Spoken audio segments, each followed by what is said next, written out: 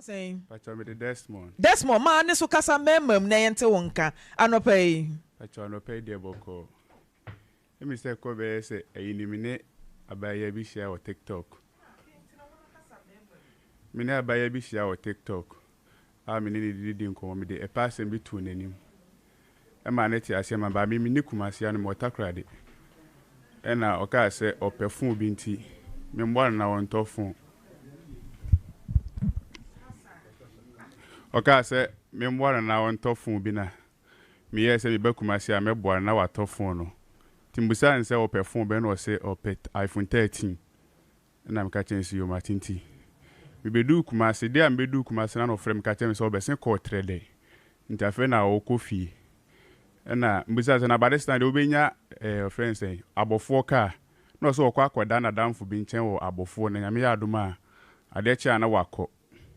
Na mka chense me suma ba be du kuma se na sade ama me mla won chen na ye fe ne sen me meda won chan de chia no akoto me phone de ama me na msi wa ka amate na oba me koshia no ke tia na me ne ba fi ti me suma ba be kon me de me r0bbing ma me nua ba ko se won yisuma me na me ba pe na ba ba ji ti me be du fie no na me nua se me phone de na yira na wa odo ankasa de ne sika akoto phone foforo abeto wa ma me nti me koshia again na me ne ba no bisa me se na phone we na me so me fu bi na me de ma me nua no akoyira no wato phone we abeto no se ne sade a me fa sa phone ma no mfa ne sim card nhyem na o efense ade chi na me koto 13 ma na no de ama me na msio mate ti ye da ma ade chi ya ye kokurum no e na o ka kire me se ne sim card na ehye phone a na so o ehye efense touch me na so bi send no message a emba nti me ba ne fa ne sim card ne nhye me keep pass me na on fanko iska na me ka chenso yo matinti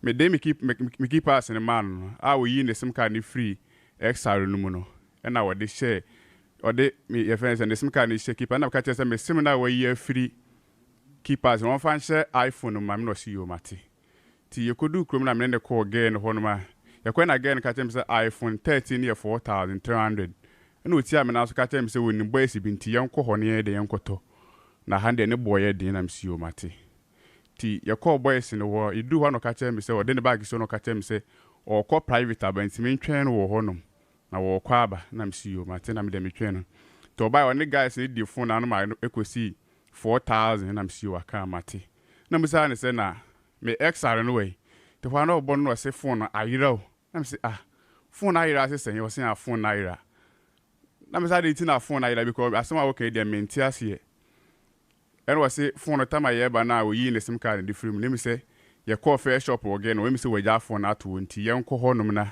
ye nko bisa omo ene enya ye call guest no omo shop on ye ko bisa ye call na guest say o buy the one hu phone bi omo hu phone bi ase phone bi eden ekuta no no se tinja me force guest no omo camera na guest ni say da bi o ha de o buy ko o ba pie ko no bi eni wa ba ha bi mu nti ye ntimi mo camera wa ha ene ye call ye te kodi no se wo de se phone ayira won de o sere me amento 13 man na afi ye hu ne be nam se da mba beto fon ama na me de me fon mba beto ama okura me nto man wie de kura so wasa ato atwe na me de ato fon Friday ama me ntimi nto fu be no se ne sa de amemfa ai crowd na e da fon no so no emra ne ye track fon no nam se da bi me ntimi mfa ai crowd ne man ne sa na obi ti am na se ma me mfa ai crowd ne man yesa fon na mo me de sim card kra man so on fan shim no anfa sim card na ye den an shim bi kon ke ye frame me number na hwe me de ma so de me number ne she ni botom Emma me frɛ no e frɛ ne sɛn guys bi ka chem sɛ me hwe no manfa iCard na manya sɛ mu dun phone na sɛ iCard no kodi no ho dia na sɛ obetime nya access to the phone tim sɛ phone ayela me nkɔpɛ phone na msio mate na mka chem sɛ ndɛ sa de ondo nkofi na de chi na me hu de meye na ɔsɛ maka wate timine ne kofi sa ko bi ɔkɔ toilet no me yɛkɔbusa yɛ wɔse ɔmo se wa me ja phone bia o timi me free Dubai inside ho me bedu ye station bo station be fa ka no frɛ me ka kyerɛ me sɛ wo hu phone no na se wo hu no we oso kobusa agent stra bi e wo baabi okobusa agent stra na se e ho na wo ja phone no tinti wo no kra wo kona ma me bisa se age enye na be busa agent stra na wo ja phone wa ha no se aye ono na o frɛ me ka kyerɛ me sɛ wo hu phone na se wo hu dia ene ye fa kɔ ade achi a na wa hia me okum na matofo na ma na de me de na brem na osi yo maka wate ene o de phone no kɔe ti ade achi na me frɛ na me ka kyerɛ me sɛ wo hia me na me ntɔ ne phone ma no ti oba no amfa phone number me share no krum amfa phone na me say ade ti na wa amfa phone na ma because fa phone bra na me told him wa amfa phone na ma na we expect me say me nkoto phone from wa na make sure say dem me phone be bre me ansa na ma to phone ama no bisa say dem me feel say we ya akra na me de na adwen dia go na me say we ya akra say o say ya me to 13 ni ma no na yenko omho na me nkoje extra na me si da bi so amfa 13 na ma nya de say me to me tell say ade a onko ade chia na o de media na ba na wa be say na me si yo matina me sa ba fie ti me ba fie na me nya akọ obi na me ko osunya nti mo osunya na ofrem ka kire me so pese wo ba na me si mo osunya nti ade chia na me ba ti ade chia me du kom no ka kire me se ne sa ade a me to 13 no na me family abofo me do abofo ana maye ma beje me phone na me ka kire se da no se ne me phone na me pe me se me to phone me ana se me phone na me pe dia me ma ne fa phone ma ne ka na me ko hia phone wo station na me nko je na me si yo waka ma to fa ababa wa no se your friend is saying your friend na akua. All right. Nakuya, good morning. Morning. Nakuya to say. Your friend, my friend Poma, hi Lawson TV. Now I. Lawson, but of your few. Oh, if you are for about 4 and I said bono a half. Hello, Nakuya. About 4. Mate enti Desmond edina sama ba bedan ye wo Lawson TV wo Kumase ogusu a wo kan asem nti gina so na tie de wo kan wo wi a meba wo nche na ya to aso why Okay enti gina so na tie de wo kan wo wi a watimi ayi ano ama me okay Desmond dey say oti na nakuya kasa na say wo ho wo so wa ho me kese ba ko bi aden wa fe no mate na nakuya gina so ma me why okay, that's more to us. It will no catch me say or the obi number ma me nipa ne ye adwuma wo komfo anochi ti me mfe nipa na me nje phone no komfo anochi wo ti or the number ne test me friend number na number busy anche na nipa ne frɛ me nti nipa ne frɛ me na me catch me say na nekwa ne number ama me say me hia wo Kumase na me meje phone ma me ko gina Kumase keti abonten so gina ma ne bo na 8 me friend nipa ne bia number busy na me fa aka na me ba fie nti me bedu fie na me frɛ na me ka kyɛn sɛ number na wo de ma me no me frɛ number bi na me Kumase kra me di kan frɛ na ka kyɛn sɛ me ma wo frɛ nipa wo so sɛ wo frɛ nipa na number busy nti me bedu fie na ka kyɛn me sɛ nipa ne sɛ me ma wo ba Kumase 2 times ma antɔ phone na ma nti na me hoye na hia ɔno na amfa me call de phone ne sa brɛ wo abofo no na me sio ma te na me sɛ sɛ kwan bɛ so na me fa so a me nsa bɛ ka phone na wo sɛ wakoma to ye ma wo de phone bɛ ma me na me sio ma te te me sɛ da bɛ no wakoma bɛ to ye wo sɛ wakoma to ye ma bɛ frɛ me na me si yo mati ti ana no one of frame na ka tell me say mo bie school person ko school nti mo mbra na me beje me phone na me si yo mati waka o se wa bie school ade ko school wen o ko nursing training na wa yen fa buna half ba minim school no se ni buna half o Ghana o ya wo bunu east e na half nti fa de no o so wa half school ben ya minim school nursing training ba unim school ni din okay to aso iti mi busa na say da ben no be ko school no was 50 Saturday no kopim Monday dey na woko na ka che nsuo mate me ye adwuma bi ntimi kakra me ba be hia na okrum na ma ba be je phone no me ba fie na ma ba be je phone no hio makan wate na me fa aka na me call abofo me do abofo ye friends o se na wo ye friend say e ko na ofra abofo na wo ko ho no kofo dua na mpa cho da bi na hefa wo de to aso on kai ato aso na yen koye nim ofra abofo na ofri e friends wo de to aso no ka tell me so nti me do ho na me see from me see na first na nakua ma ba be duro o se second year student o ma from mu see as o mo black campus nto ko na me say obi a wa fra me say me mla meje phone adeti na me o se woni so ma fra ko adeti na won kan kire me won fra me amusa me say Desmond me ko nti o ba asan ma fa ka ba be duro here wi no ka tell me say me nyina so na o frege bi o jina so na o frege na oni ge na ye conference ko ba me ti again say ono de woni fie no apie ko ba bi nti say me betimi atwe da me twɛn na ye kakra me jina wo say kakra obi a amfra na me amfra na ka kyerɛ say me ko fie na me fa aka na me call na kuya so jina so Fata bitia ma tete ni nyina ma me Desmond to aso na me fa aka na me call omo fie me ko fie na me ko bisa na ma me aso na mo se ne ma me no ko ayi bi na me je ne ma me number ti me se na ka me frɛ ma me na bo na ma ne ba na ma me so wo ayi bi ase nti ade achi na ofrɛ me ka kyerɛ me sɛ me fɛ ka kyerɛ sɛ me pɛsɛ me na me meje phone no na ka kyerɛ me sɛ hifa na me hu na me ka kyerɛ sɛ onfa phone ko ma ne car no fa me no bisa me sɛ me de ko ma ne car no hwan na betua car no ka na me so kodu station a na sɛ one driver phone ka sɛ na me hu price na me anka sa me dey me tua sika no na ka kyerɛ me sɛ ye 2 cedi ko be ka kyerɛ me sɛ ye 1 cedi ye 1 cedi ko be ka kyerɛ me sɛ ye 2 cedis na msi yo mati nti mo wan wasa afra me ka kire me say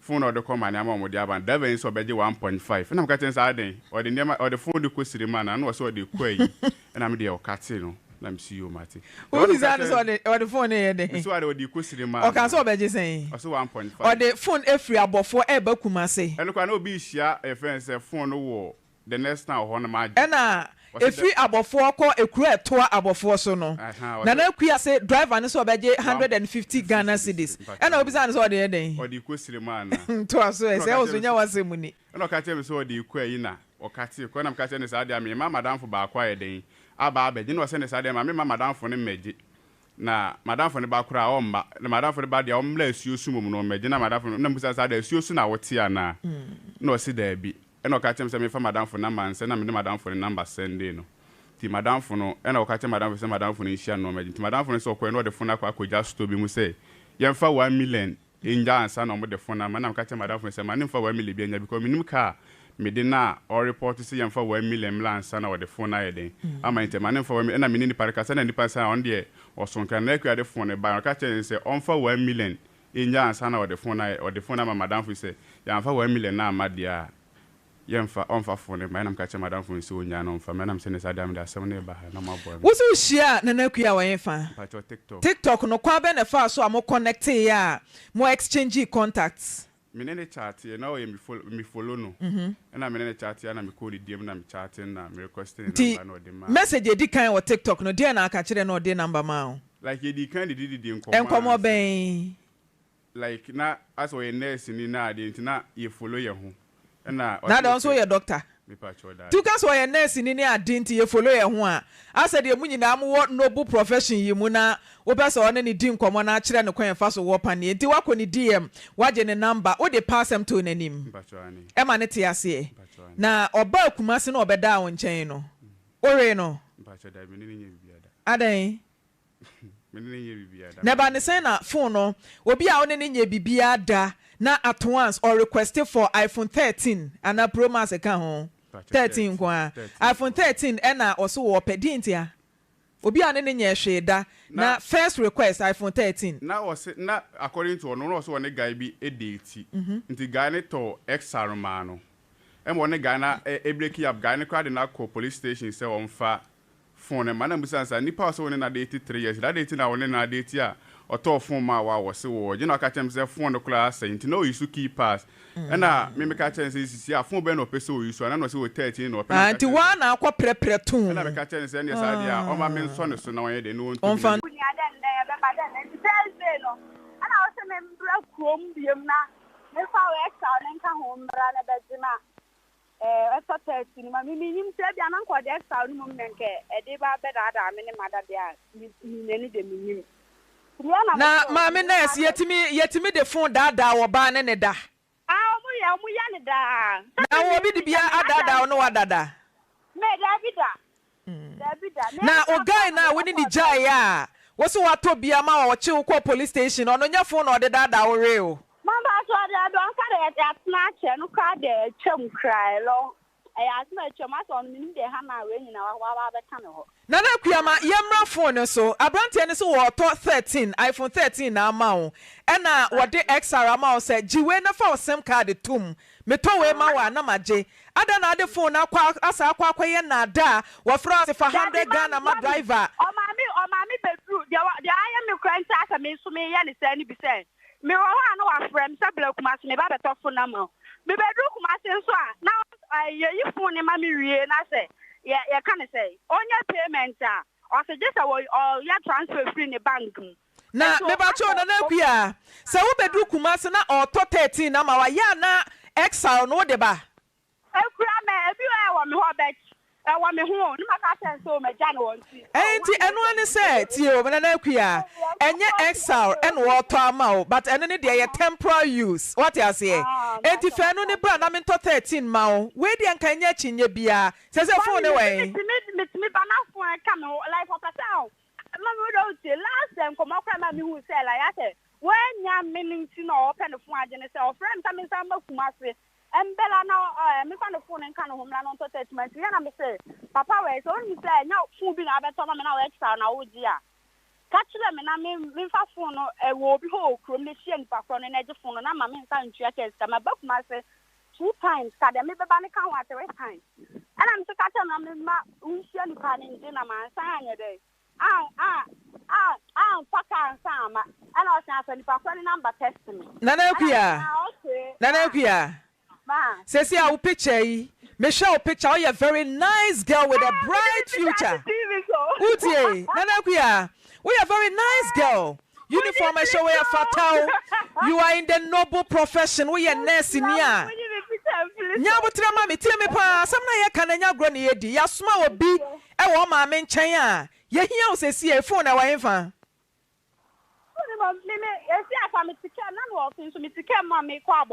Ya suma obi wo ma me nchen. Enti nipa ne ye hia phone no ene ya me ma 24 hours. So what do you say? A grabby na ye dear. Nanakuya, Yabutra Mammy Cassanue. Yabutra Mammy Cassa. So what do you say? A grabby na ye dear. And it's all the bay Syria. Oh, no, then why ready for the extra dear? Or I'm 13 or Tamama. As you may know, I am an old petty free in chain. When you may be a mana. As I was shining, say Chinchina, what promising me, say, what 30 a moment, just all the bands and what the exile. Wouldn't Timmy Casa some Nanakia? Wouldn't Timmy Casa some no?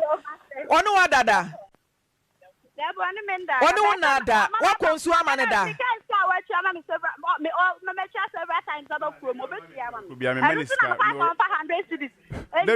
They be our bamming job could be a more scam out the court. Me if you crump when one when you send me scada. Me were records in your phone to scam my senior money records in your phone so. It did a bamming chair open your more casca.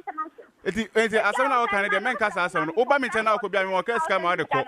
What's your milk massy 2 times? Nina Marcus Casa for coffee. Yes, Mamma. Hello, Nanakia. Hello, Nanakia. Nanakia. Wouldn't we be a friend and a do aka about dear Ewokumase Ebuakwa? Obisi, what do Pino? What did you dream? One of them quite so over. Me, I was a friend and I do. Was what Buna for so any on I'm quite so over. Nanakia. We are nice go be our connects in train. Who school no infant? Security reasons. But also security reasons, but Enra. When it does one air casanami jina ho.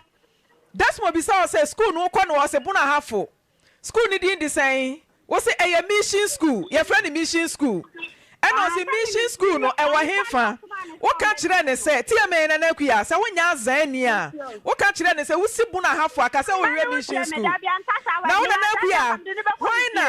Why never catch no be say wusi buna half as me we mission school. What ti bi kwa wa himfa. Na nakuya wonya zania nka waje ne phone dada ne say jiso de sika ba. Ansa na de phone na ma no. Sika na me so fa na stand dada. Ababa wasan de bobra. Mimi kana mama westino.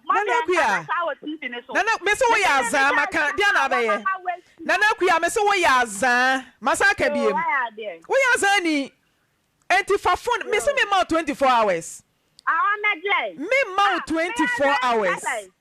Ya sumo bi wo ma me nchen. Wo ma me fie wonom. Ena wo ma me anima semwe mu nana kuya. Wan hwe ya na wo na fie. Ena obeda police station say wan hwe ya. Mate, ababa wa kama uko nursing training. Na wababa wa kama uko nursing training. We are zani because abrante no kwa blocking wo TikTok ho meboa. Me ma blocking wo TikTok. Na kwa no so ya zani, azana no nkodi ba bedi mi no. Me ka me mani friend mi na nkodi. Na just say wo ya zan che wo no na zan no ye no. Meboa. And I'm Basusa and me as any. Not just say, SR na me ba beji me beji SR kwan be so me kotofo ama fo ekuta wo kodu kuma saka tell say phone na yira me no pay phone kuma see the whole day me free ekroma bedu station afem ka tell me say wo hu phone no wo hu krofo na ma me la say me hwe na ma ntofo na ma na de na wo ye bia no eche say phone ekuta na yira and one na me call boys no say boys no ni wo mti o mo le betimi de phone papa ma o send me the Katia or Honamity. Okay. Katia or Honamity. Oba me fie Katia or Honamity. O afi do be try to say o buy me for so say me no better na want ya see. O nyame ahu. Na kuya phone we. Monsa friend mame. Na won fa phone mra me say me ma 24 hours. Abofo na wote. Eni azan me ba cho audio na enra. Wani Desmond edi nkomo no mo mebo audio ni mame. Na amansan nyina nte nkomo a wani Desmond edie. Why a very big scammer. Nti ababa wani picture na da so no. Me de me ka no me ntwe nsan. Because was scamming a brand no. Kwan yo person de brand no fa so no. Wa wo se wo amre, wo so de na wo amre sa. Wo ye de adwuma. Man pa so me nyamre. Wo ye de adwuma. Wo ta kra de me wo mo fa nchen. Da bi me misa sa wo te he, wo wo ho anchen. Me se wo ye de adwuma. Pa so me nya adwuma bia. Wo nya adwuma. Na kwanya ska we na to fon a wo de kwa kwamo ba. 2000 an ka de so no so no kwanya ska no e. O mo fa ma mi ska ya na mi se obi nti. Wo fa ma uska. E na de ye ma asem. Wanya mfie sen. Pacha mo 25. 25 years. And ababa we so on so 26. Me de anran kwama ni di na mete wo. Also 26 years. And now 25 unya adwuma. Okay, update ba ko ho. Na eye bosome nwotwe ni mo de to so aduonu nso na Abrante bi bo refi ha. Na asem nyina ne se Abrante and the Desmond. Na okohia ababa bi wo social media ye. TikTok ho no kohia ababa no. Na enkomodie mu na ekoye se o se open no mpanatwen ema ono so gitum na oboy amane na che se wakosra ababa no ama ababa no so abesra no ababa ni din de na nakua na ono na oni ni din komo o kire ne se oye student oye okon nursing training na ba bia nursing training wo no ye ebono ahafo also wudru ha wo school need say mission school mission school na abrahafo no nso no se kra head ni brahafo na o kire ne sa na de ekwowie nyina ne se Abrante ne haw ene se ni phone akodi ababa ne ho na waye biara ababa ne mfa phone ni ma no ekwa bia se wo fa so bia ababa no pese wo fa kwa bi so gi phone no free ni nsam a wo ye ho hwea enyeyi enti o de beda afisam se momoa me na mi phone a akodi na akuya ho no me nsanka phone no kra ne se na akuya nso ba homa no so bra ma mfrempo ma afre no mo no so kire mu se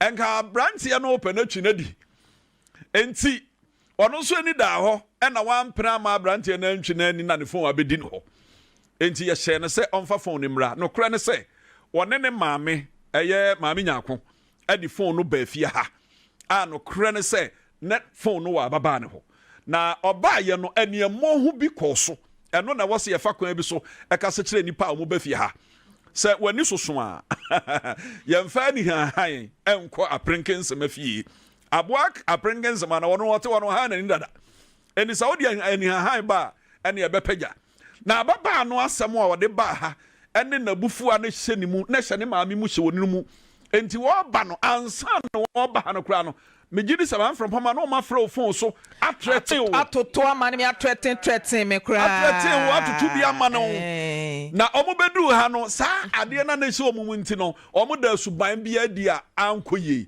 na nakua bodua wo fia ha na be de be nwanwa se obi be wura obi office na obeka ko bodua wo ho na dua na obo ye no eni nyina so na hu hia nso say yes so omo the video na to so security ewura office ho enya keto na je abaye nsa hye na hwenim eni o na ekoso TV ne so no obi ewura obi office o hwe abebodua nsa left ototo ma no ababa no na yibi tua na tikọ no ono anu ye kana se na nakua no na nya asam keto ne maame nso ne maame nso edi ginam omufra abofo obekun wo ahodwo ahanso de yete ahodwo ufra abofo obekun ahodwo na no de nsa abofo pan no abota chiman bosom ni din eno de bodua no eno de bodua na de ekowie nyina ne se wontumi maye bibi sa wa hanko security ani brei fi ahanso de mema wa ha ena mema se dabi wontumi maye we mfa hunni na saade ye ni nti no opene so se duabo no obedane ema ogina mu edane dua no ewa ha na threaten ewo mu nti na wose ema police fo obam ti ma mfrem poma ye bo hwe wonsa ha so de ye bo pre papa na wose police fo do papa prosini police fo ba ye threaten ewo mu nti na wose aban som no kra ne se yɛbɛfa na akua ɛne ne maame ɛde wɔn kɔ obi ka police station police station yɛde wɔn kɔ duru hɔ na wɔ sɛ wɔn de wɔn nsa kɔhyɛ nwoma ase sɛ asɛm a wɔn kaayɛ no wɔn ɔtwe asan na biribi si ɛno ne yɛ sɛ bi me ho gu nso egu nkra yɛbusa wo enti threaten na wɔn threaten yɛn deɛ kɔ wie ne sɛ afei deɛ wɔn akɔhyɛ asan. GhPage Media say Christmas with the widows.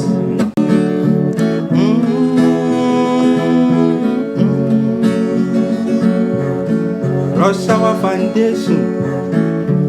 GhPage Media say Christmas with the widows. Just say Ekuna Fonso. Amudi bronya no be a why. This say won't kuna weja won. Why never did you want so? And GhPage Media say one run on so more. Yawobia, one run I am a grand for your ninja. He said, Bear many fear na samaba. Bear many shifty. I said, Bear many wa, I couldn't avoid. Omobedi dane. Yameson Pasonisa will be Korean Yanka. And here couldn't afford. And tea, Momaka home. Rush Hour Foundation, Mumra, oh, Mumra, Christmas with widows, Mumra, Rush Hour say, Mumra, Christmas with the widows, and you can afford na, Mumra, Christmas with the widows, GhPage for say, Mumra, Christmas with the widows, share, and you're the oba the peste, Nikunube Wajano. Now I be kuneni na so abanisa ebi na esisie monhwe ye defense minister environmental minister omo frim sese mre onyine nwa ye kunafo enu nti na Rush Hour Foundation aye se wamane nkokwa omane nyekwa GhPage Media se mumra Christmas with the widows mumra Rush Hour Foundation, Mumra, Christmas with the widows. Rashad, they say, Mumra, Christmas with the widows. Mumra, my baby, be share, Christmas with the widows. Rusharians, are you ready for your favorite Rush Hour show with the one and only El Supremo, the blogging Supremo, international Supremo, Supremo numero uno. Rusharians, are you ready for your favorite Rush Hour show with the one and only El Supremo, the blogging Supremo, international Supremo, Supremo numero uno.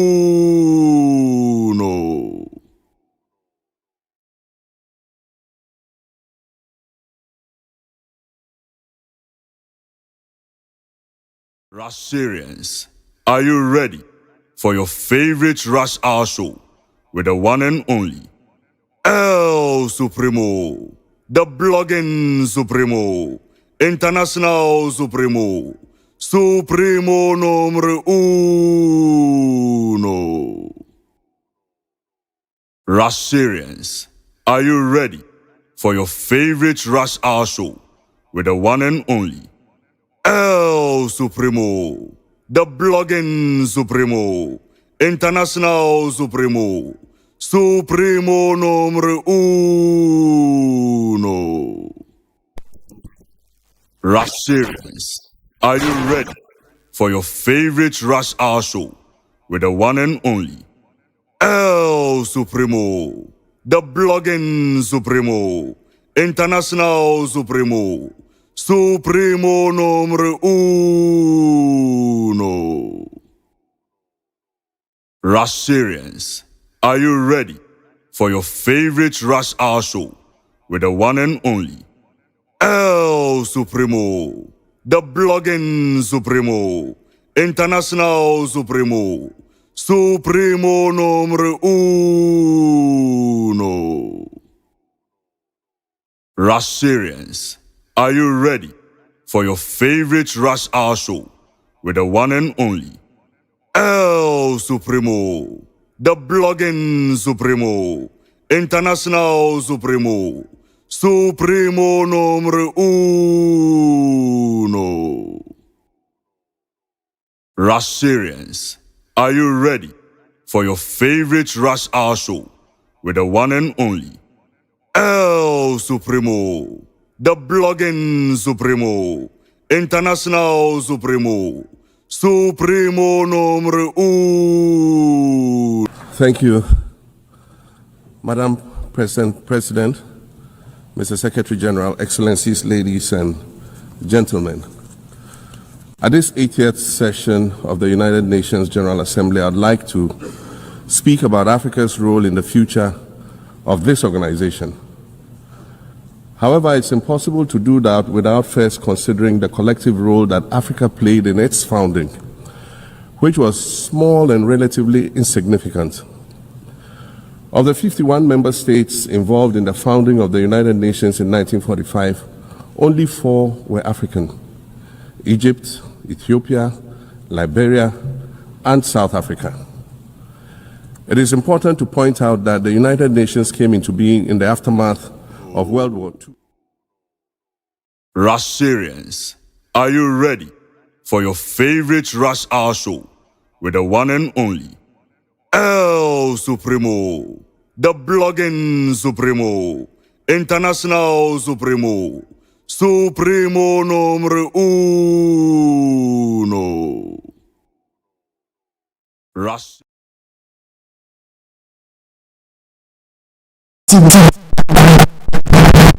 Obibia ehwe abusia Russia wa breadru ebraso mo fa nche na ekeka na ema bomu akira na ye mese na me ye corrective bi e de ba be no jollof amamu yetima mese akeka bomu awie eti amu akwaba sabre hwe me live for GhPage TV wo YouTube ana se hwe me live GhPage News Facebook and also hwe me live wo eye Ghana page and so wo Facebook ye mo bibia akwaba na ebi nkomo ne ye bedi nkomo kakra didi kan ye bedi nkomo afa eye enemafo nsemi ye bedi hu nkomo kakra na me de agina so kra de atufu bi because man who said let be about bonten ye wia ye bedi nkomo kakra afa eye r0bbers bi a ya chi omo de gang say omo move across the country in Ghana banks in kwano mo robi omo we will talk about them ye wia wonim say ye ramama akokasa akọ UN akokasem bi na it looks like the whole world is shocked the boldness awodi kan asem no ama obi ayema hye no ye bedi nkomo kakra ye wia ye fancy wono ma ye ra ochehene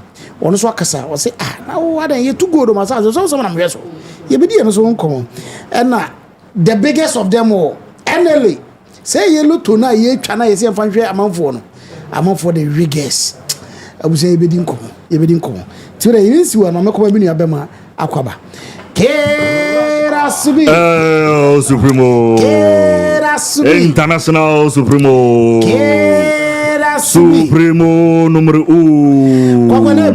Yes, Friday. Yeah. I think so. Today is the last Friday of the month. Yeah, today's the last Friday of the month. Some months may be Monday, Tuesday, or by Monday, the night is a show. Monday, Tuesday,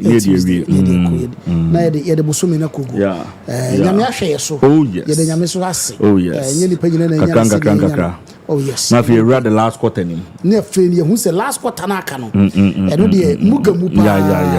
And nearly the whole here. Oh yes. Yeah, because yes. A form so I took yes, baby, I true. Mr. Rosina was dino. Would the baby, I was a baby, I true. Mr. What did you win? And they're very important. Who did you come here? Yes. Yaba. There's a story behind me there. Curtain raiser, the now you started in Komono. Mogu, MFK, yeah. And an sense me about when Manico P back was never. Catch you say what Kotofu Amoba and Prano. Nan Prano say, or buy an Prano your phone again, no only for Johnny. And our day about MFK say, young funny phone man. And then Prancy there be also the phone about that and never die. It's also fashion or power to phone or cast over Taman and Manaza. The Kwaku me question tell me this story about me simple. Kwaku, you're funny say you wa. You're funny say, ya wadano papa. Bobe no mochi no breakfast to crown fire. What did them pump? Yeah. What a unyako.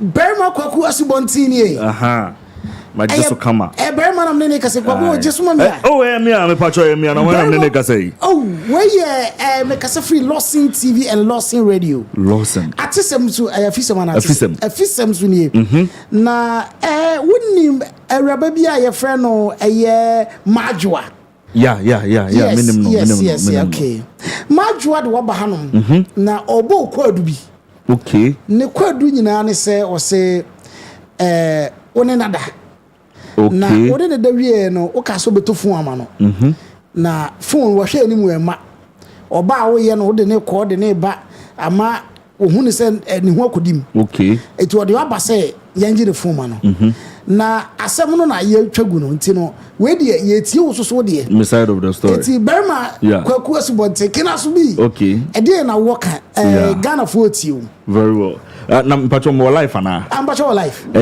host na nene kasa na producer MFK na me de host do MFK na make say ntina se mo de matum pro mudam na mpacho wo se ho ye hen aha Lawson TV Lawson Radio ho nya phone shop dabi enya phone shop meet me atofon dia ma obi na de waba se me se metofon na ma no ba me ntoy nti ho nya phone shop dabi nti won ton phone dabi se bi asem na won ton phone na se me no dey won ton phone na me dey who dia asem say dabi ni fara dia asem na beto ani se be se beto phone na ma no ana me ton phone na ma no won ton phone na be den we do din say dabi se be catch was telephone ma no well Supremo you're very interested I saw no me hwe again na nakua right me hwe na nakua ni bi na me hwe che akwa no so ofrita krade ton etene wo fa nchen according to him onya adwuma dabi no wo fa na tete kakra ma na no na CVB ana odi ato was save 4,000 so de beto phone ama oba no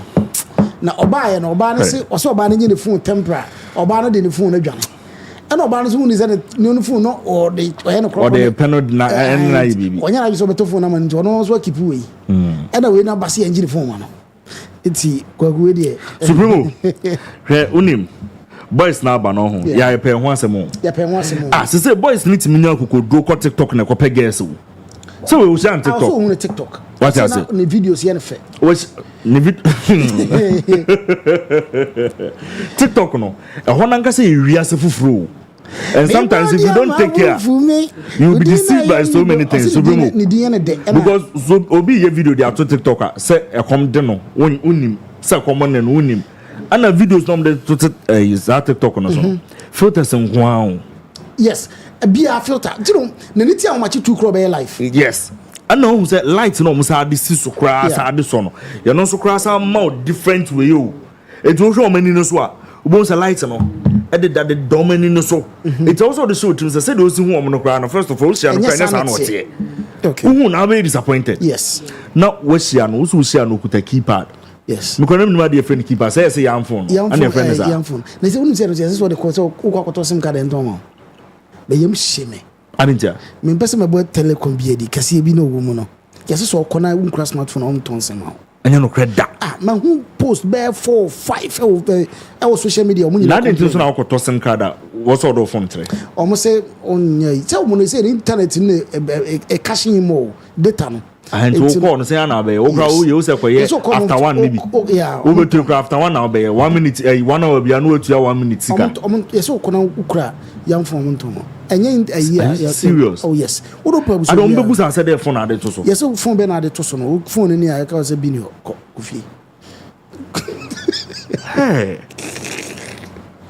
hey serious o na Supremo na wo no what share girl unia esa o say girl no say the boy no ne nete age ne excel tomano ana ozu unia obi ana oje man de ne chip to so until later on no omra ne to bi man na e ho no na problem ni na esi no exactly until boy ne say lusu mienu adai lusu mienu ne say we the kind of phone na you unia de ama girl no waje waka tro say ayira yes uwie nso a match no nso again na afa ama na se no so onje match no David match no both women away again na ba no nyina went man gina so enu nti na maga no ni trim no wa wini enti no so obeba pa de enti ga no onye na adwen se obeba de esa no kra na wo ho no abrew enti ko obi ti boy no because won se ufretri Obi no oba no asa be ka chese menim boys bi omoton obi ntie enko ho utimu so wadi kan akọ ne omakọ Canada so oba ye no ana on na kan say ne wo ba fa me esa ana ma nanto bi ama no say wo ba fa me esa on bra still na say na girl interest girl no so nim say onya de esa on mana on to ma no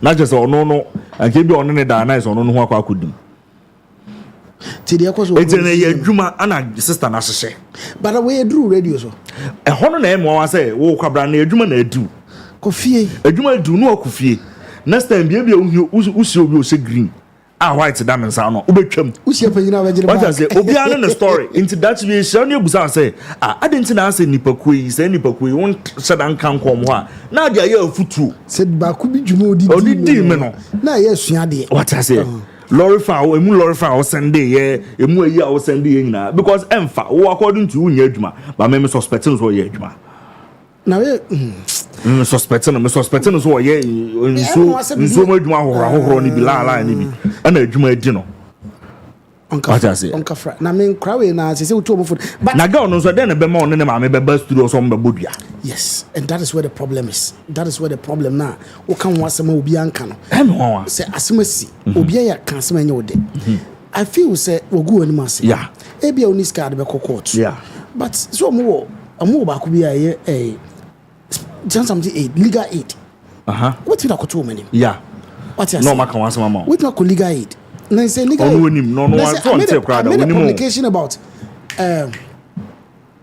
okay boys bi na was it pizza man omko wi aduane bi na yeah am pa me kai yes our story no yes our story yeah boys yeah omo parents eco legal aid okay na legal aid ejina so di asem ka asem omo ka asem no mo say ha punishment the mom no was too much yes it's in your hwe na just said you mo twa na twa boro yeah it's that day na you omo nyina ba fie me kai say our story nothing me kai say our story no me kai say our story no kwa yeah e ma ka say ano dodo me kai pa yeah our story ne buy judgment ne buy na no something like that na no odin e ma boy no your friend Chris and Chris yeah one year home video na say serve as way to more employees no more too much but when the almost all parents ni bi and be directed back to parents e mom call legal aid and a legal aid gina so e can say na kama lawyer no legal aid lawyer no call no cry know the lawyer ono nim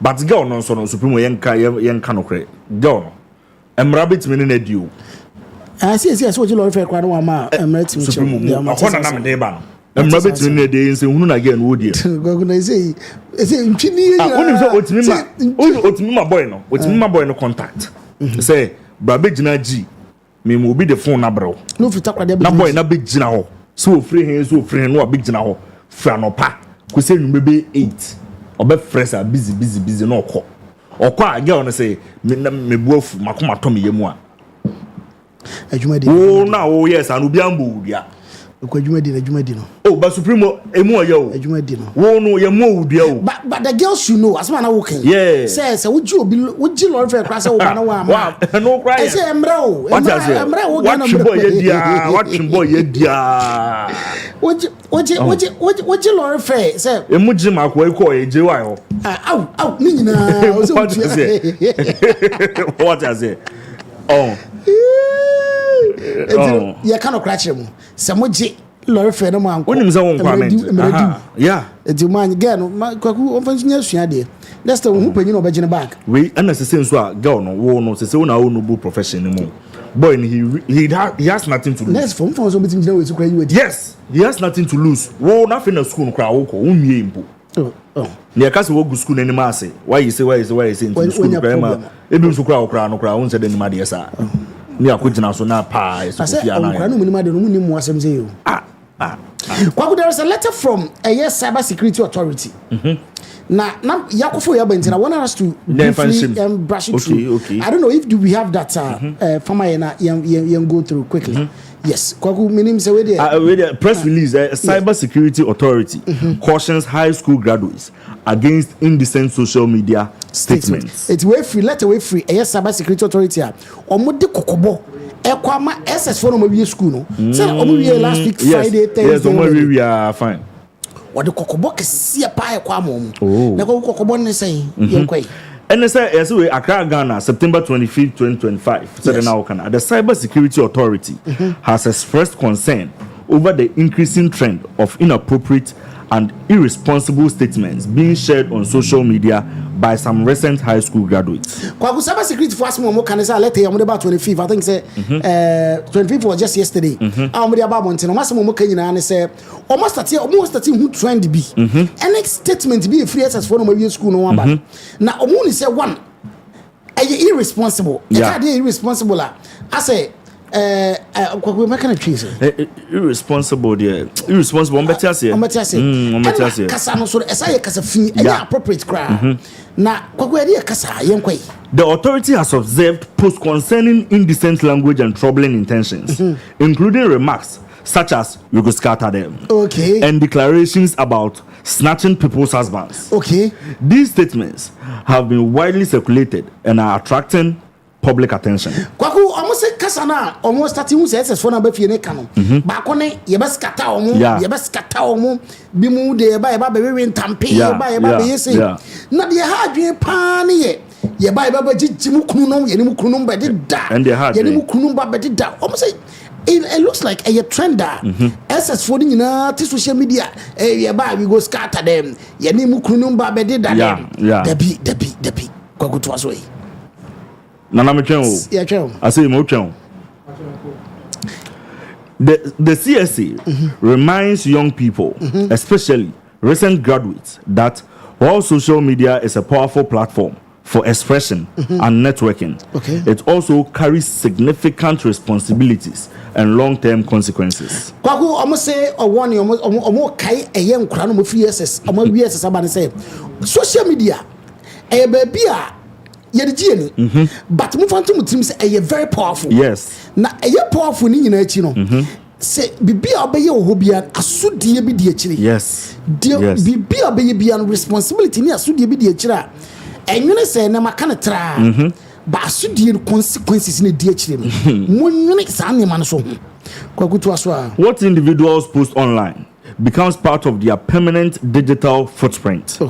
Universities, scholarship boards, and potential employers frequently review social media activity as part of their evaluation process. Irresponsible content can severely damage one's academic, career, and professional prospects. Kwaku, say bebre nim sa. Every single individual be our digital footprint. So far as you are online, it is easy to trace and track you. And it's easy to know the kind of content you channel out. Yes. It's more my aware say move to mutim say Sansemuna Mokekano, we are being it's becoming part of your digital footprint. Yes. At the watch. Yes. That you go university, open scholarship be scholarship boards for obi per juma. Some for you say, you know, when you juma no plan, person we evaluate you.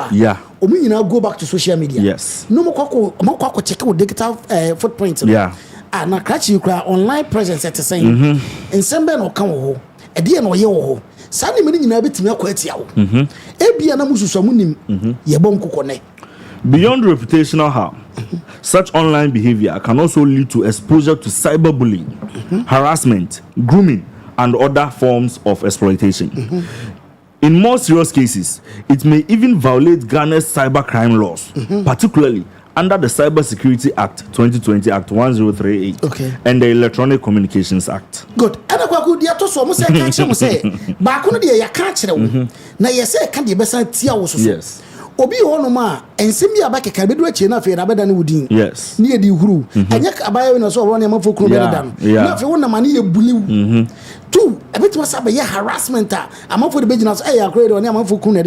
Obi accredited so no view. Accredited way basabasa. It's in Omuma warning. A catch room. Almost see no Kodan channel. Some for bit will be a bit in China so young Obia or pet and crown crane or more. Omofan crown cradium coboy show when I was and was starting grooming. Away the meet my target. Nina, no, you're quite a bit more fast. I'm for the first exploit him. Quaquano Kodan channel. Kasabi on my moka online and so Ghana mra. Ghana mra ntampie bone. And tapen crime bone no, we go choke them. We go shoot to them. Yes. Then you die a crime. Yes. It's and some na mo keka mo fa ntom tirim say e betima kwa ba na afi no be mu so na hanko vunza etimu hwe. The CSA urges all graduates to exercise caution and maintain decency and respect in their online interactions. Social media should be used as a tool for personal development, a place to showcase creativity, promote entrepreneurship, build meaningful networks, and access academic and professional opportunities. Almost say catch school for say social media na ban opportunities wo bebre. Yes. First of all, ubetimi de hono no kra be interactions atwa obi hono ma okọ hono ma komodidie na wusua de obi wo so kra okọ bo na dwumadie bi ho ban obi hono ma wonte so okọ TikToker they have last time when I'm saying, do the kids even know say there is something like that? What's the options now? They have a STEM category alone. Yes, STEM category. You can go there, you learn. Yes. And no kodano. Ebi mu sheda ko no e ko build networks. Atitiru fo abetimi aboa wo kwanto bi a wutu no. Yeah.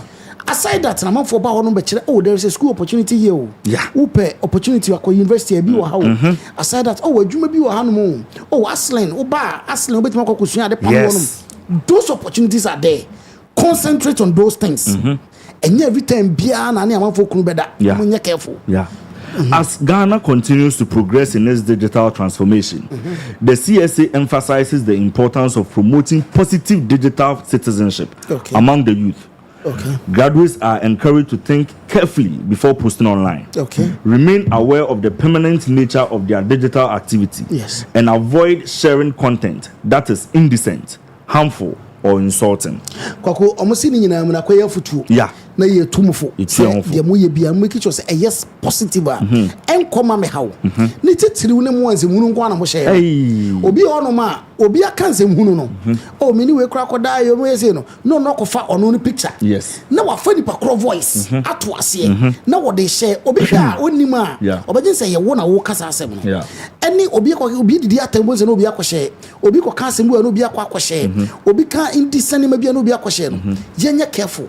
Now you make sure you say a part of our digital footprint. Very important. The authority, in conclusion, will continue collaborating with key stakeholders, including the Ministry of Education, civil society organizations, and community leaders, to raise awareness about safe and responsible online behavior.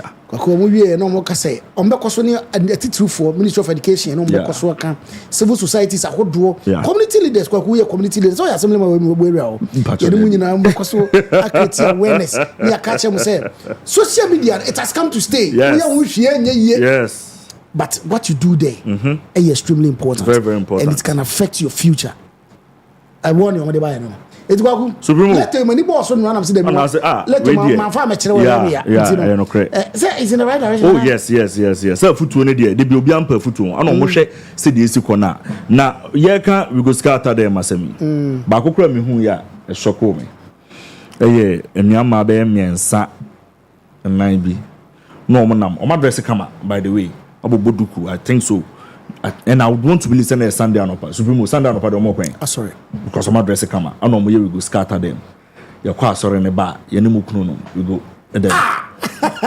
Is it credit zero? David. Or the young people there command on no bar. Onu kuno there. Yes. Onu kuno Yes. I'm cranking. It's maybe an air. It's no say bar. It's in the right direction. So, because that should be this is Supremo. It's interesting to know saying the next few years our area no sanebe. Yes. Obi waro krana a much easier say obinya said the can tintan video no so. Yes, one year one tintan food no so said the can. Or fire you say now sorry ba o ko kunu no. E ko tran no almost na me waro. What you say? Sa pepe. E much easier. So the interviews be brave nkofo call ya answer na be ba no. So we be out. Ya show din, ya call Facebook, ya call Twitter, so ya and expand ya na yewi. X na so. And last week me hu bi sa na boy bi the wako comment section ma o tu nkofofo.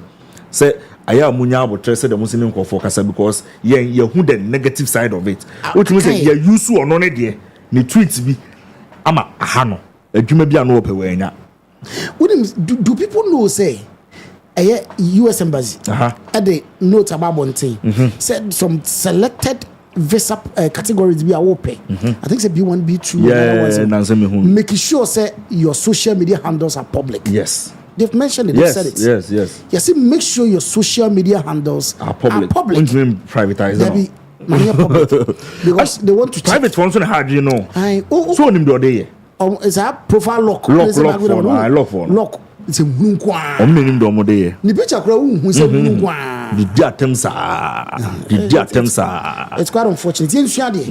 Supreme and make can say no.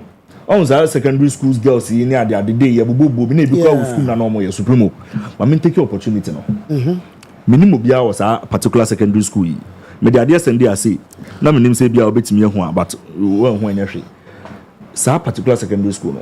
Per 1 week ni. Omunyo man na me FYP wa TikTok na so a. Okay say dey na na ebu video na me ka say check schools no.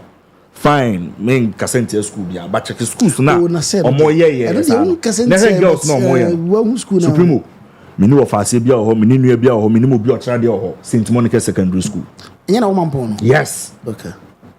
And the way omo headmistress and I know say my name is either an Anglican school and I say Roman Catholic school. I stand corrected. Intend they mean to me confirm. Said they must see gloomy girls no discipline. Oh Supremo.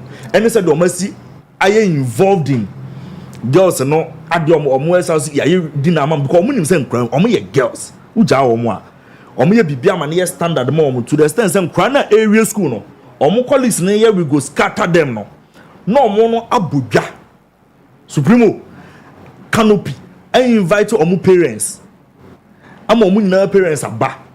I'm omu 200 form 2 and form 1. Omu na ho na form 3 no ho. Ana omu celebrity omu real school no. Ti fa e be a best general science student. Yeah, what? Yeah, fell. Bon so ma mi dream ke free ni penim. Na ne omu fa 4 year we go scatter them. Na ya choma there. Na yo sre.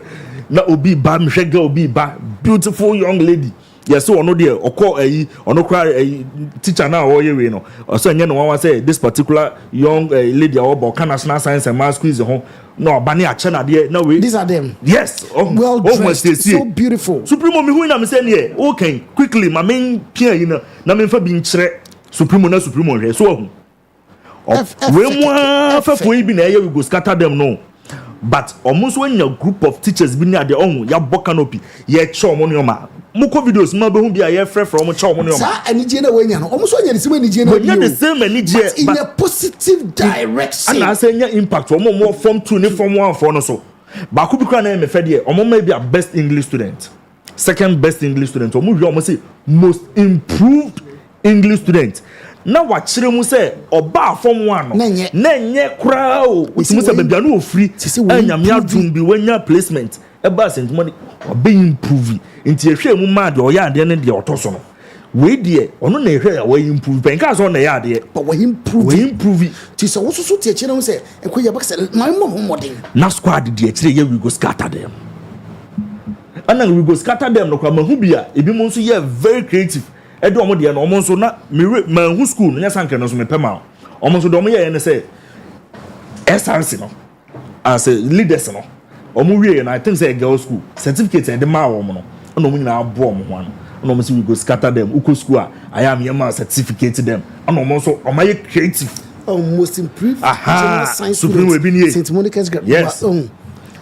Same period na squad ni bi yes ano we no ma wie o ma yi na de dade do mo ko no ma wie o mo wie no mo from leaders ni na yes o mo prefers ni na so mo black belt no mo from ni na no mo yes ceremony come no mo ni yi on black belt na come fe it is a metwasia the fact say we na wie GSS no so person kwese se nje se wo de school bia no onko Supremo also when you bring home Supremo that was a mistake baby about be kono e da be chi sume o be fie e be e no ka ho ye nka so okọ school bia o be say once but ni na nya impact me hu ye no na me say school yi de we the man fa me Supremo St Monica's yes St Monica's asante mampon udru asante o mo ano ho na do mo ye no So build this school image.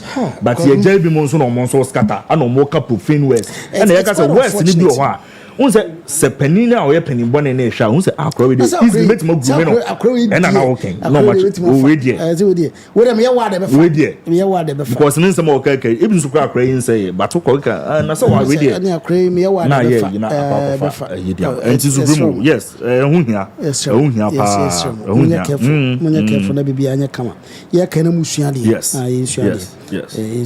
kwa kuna me free hono ma na be say quickly e ka ye bowra ye mama. Okay. Your mama echo, I think UN General Meeting. I think this is the 80th. Oh, General meeting. 80th, yeah. Yes, and he spoke. Yeah, 1945. Chandlerman is a communicator. Oh, yes. He spoke. Oh, yes. But the highlights of the communication in I think two things. Two things that I felt touching me. First one here, he was telling the UN, he said, things have changed. They'll be in a digital era. They must eti mon style amode ye ne ma no ene mo kwa mo fa so ye mo no se mo improve o ka chene se mo rules ne ma no nyina se mo upgrade ya because it's been 80 years and it's still this US UK Russia it's still them so spotlights and won't go full. Why don't we have one single country from Africa as part of the Security Council? Yes, you need to those concerning I was impressed. Yeah. The man was bold. Yeah. And what you say kwaku so nim that one aye o this o konsuom na wonam na hu sabo yi aso se dabo o dware te se dabo na te se dabo okay na na nanti na te dabo na mani di na no mu na eza I know dabo e dey ntina wo kasa hwe de ko Israel for the Palestine Gaza for the Palestine for yeah obia nobody wants to confirm say the ekoso wo ho no yeah a genocide na ekoso over millions of people here to free thousands have been killed daily. Yes, everybody silent. Obia say o enye genocide na ekoso no say na nye den if it looks like it then what is it and why is everybody silent, nobody talking about it? As a brofakasi and kwan ye dey brofakasi na defend e dey enko na the citizens na ye one man Israel for two many go almost so bomb every day bomb the world you and they should get up, they should speak. Yeah, it was beautiful, super. Yeah, okay.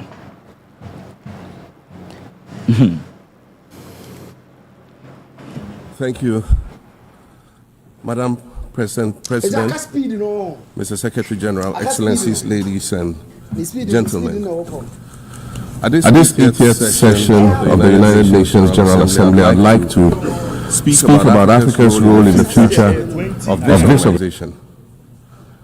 However, it's impossible to do that without first considering the collective role that Africa played in its founding, which was small and relatively insignificant.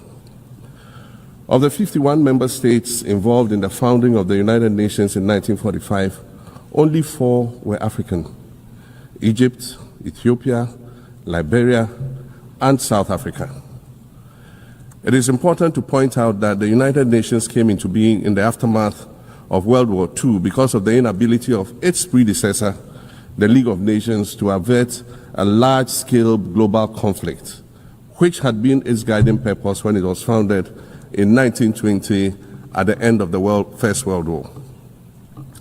Out of the 42 founding member states of the League of Nations, only 3 were African: Liberia, the Union of South Africa, and Ethiopia. Egypt was to join later in 1937. Africa's overall participation in the organization's founding was minimal and relatively unimportant. That's because before all the other talks and meetings, representatives from a group of 14 nations gathered in Berlin for a series of discussions that began in 1884 and which led to the partitioning and formal colonization of the African continent, which is also called the Scramble for Africa. It has famously been written that past is prologue. Well, in the past, the majority of the 54 nations that now comprise Africa were never offered a seat at the table where plans for a new world order were being drawn. But, Madam President, as fate would have it, the tables are turning, and Africa's role in the authorship of whatever is yet to come for this world is going to be huge, and it will be consequential. According to this organization's own projections, by the year 2050, more than 25% of the world's population is expected to come from the African continent. Additionally, by 2050, 1/3 of all young people aged between 15 to 24 will be residing on the African continent. So you see, the future of this world is African. Allow me to say this once again a little louder for those of you in the back. The future is African.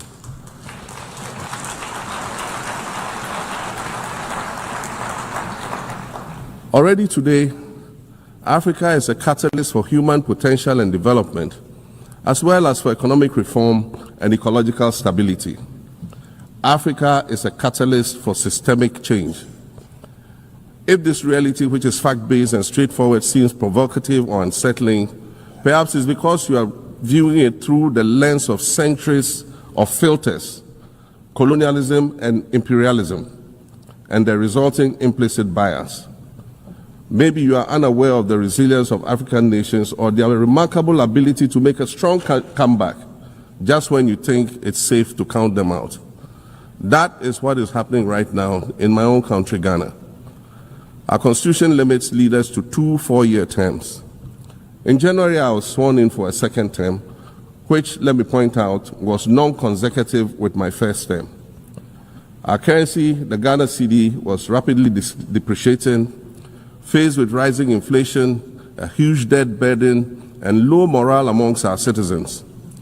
My new administration settled down quickly and embarked on an ambitious program of comprehensive transformation designed to restructure Ghana's economic foundation and enhance our competitive standing globally. We refer to this process of recalibration as our reset agenda.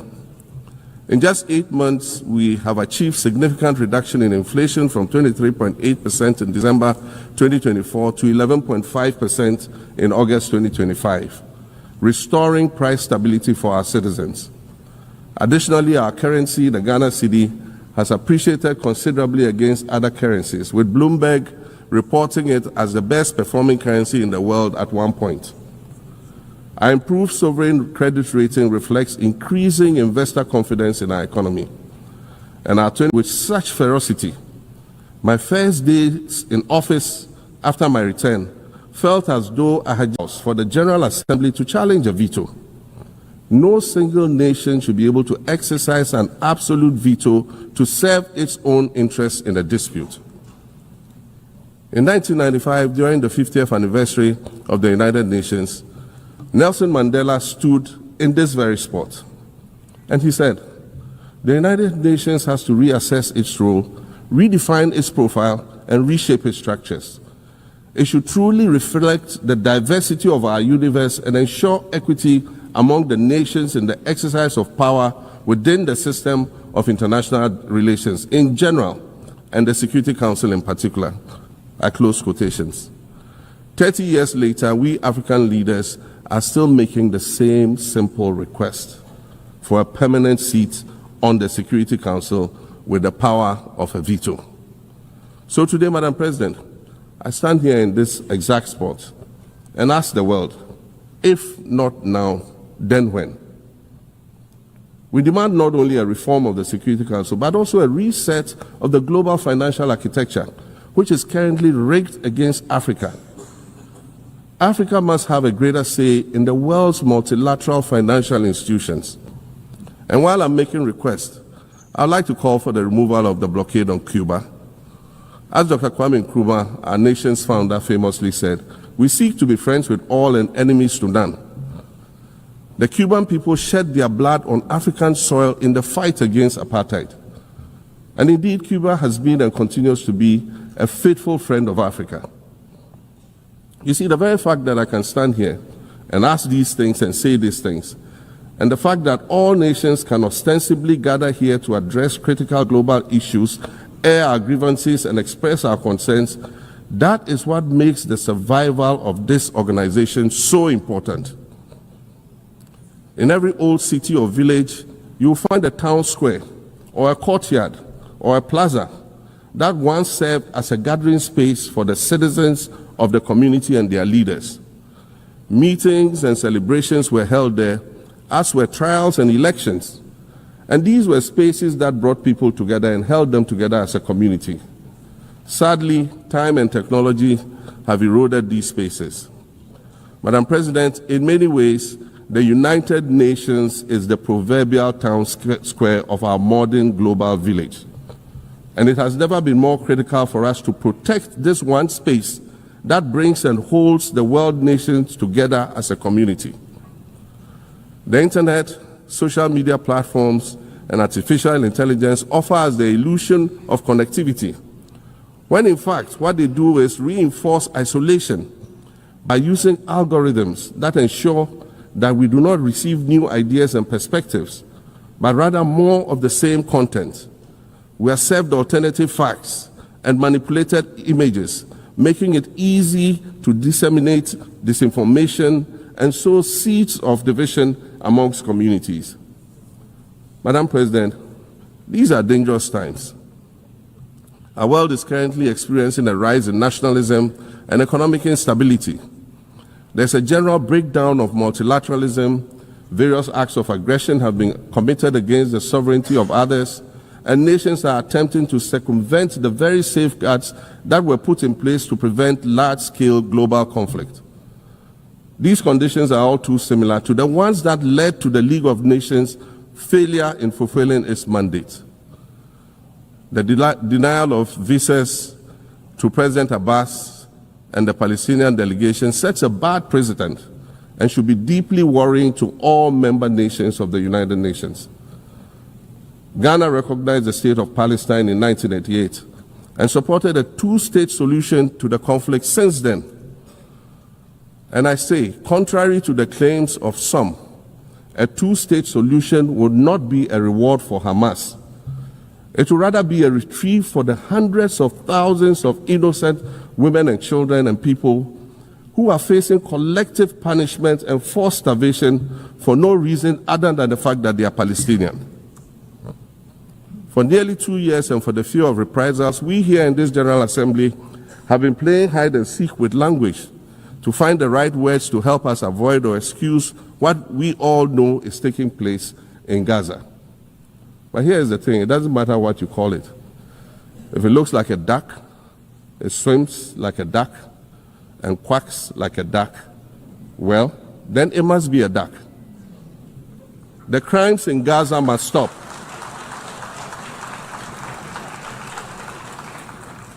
The crimes in Gaza must stop.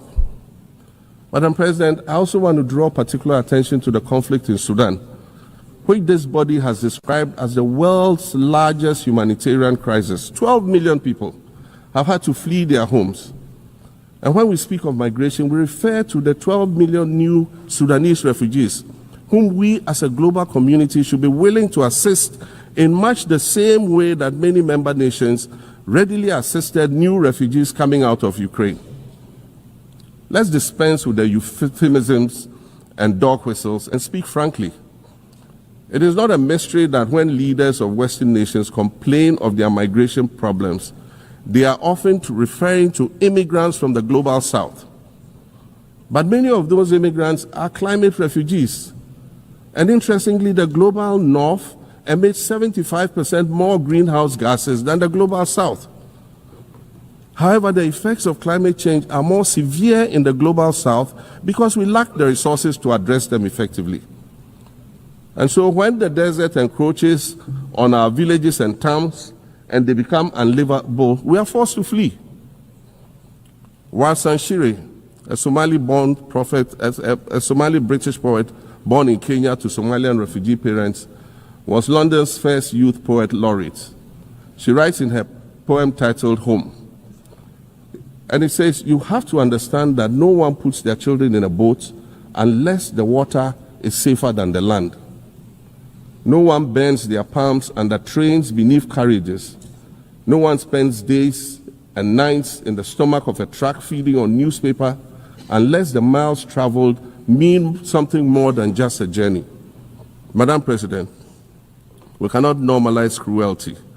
We cannot normalize hatred. We cannot normalize xenophobia and racism. If we're going to tell a story, let's not tell it slant. Let's tell all the truth. When we speak of migrants, we speak of Mami Ewusi Mensah Frimpong, a judge on the U.S. District Court for the Central District of California. She's the first black female judge on any of California's 4 federal district courts. She was born here in America to immigrant parents from Ghana. We speak of Peter Bosman, a medical doctor in Ghana who moved to the town of Piran in Slovenia in the 1980s and later became the first black mayor of Piran, the first black mayor in Slovenia and in the whole of Eastern Europe.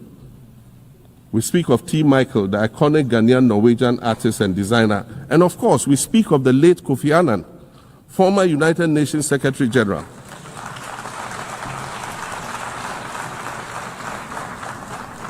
Former United Nations Secretary General and Nobel Peace Prize recipient, who was born in Ghana but spent his adulthood in various places in America and Europe. These are people who have brought great distinction to the countries that they decided to call home. Just as the migrants and the children of migrants before them did, I dare say these are not invaders. These are not criminals. Madam President, the slave trade must be recognized as the greatest crime against humanity. As the African champion on reparations, Ghana intends to introduce a motion in this August body to that effect. More than 12.5 million Africans were forcibly taken against their will and transported to create wealth for the powerful Western nations. We must demand reparations for the enslavement of our people and the colonization of our land that resulted in the theft of our natural resources, as well as the looting of artifacts and other items of cultural heritage that have yet to be returned in total. We recognize the value of our land and the value of our lives, as did our colonizers, as well as the governments that happily paid reparations to former slave owners as compensation for the loss of their property, in quotes, and that property for which they received compensation was paid referred to enslaved people who had been freed. Madam President, an increasingly insecure world is witnessing upward spending on defense budgets of bilateral partners and steep cuts in official development assistance. Since July 2024, it is estimated that there's been a 40% drop in humanitarian aid globally. In this era of global uncertainty, Africa must exercise sovereignty over its natural resources to raise the necessary funds to ensure the well-being of its citizens. The days of parceling out vast concession areas to foreign interests for exploitation must come to an end. We'll continue to welcome foreign investment, but we must negotiate better for a bigger share of the natural resources that belong to us. And we must insist on value addition to these resources. We're tired of the continued image of poverty-stricken, disease-ridden rural communities living at the periphery of huge foreign-controlled natural resource concession areas. We're tired of having people extract the most they can from us and in return offer us the very least by way of respect, consideration, and dignity.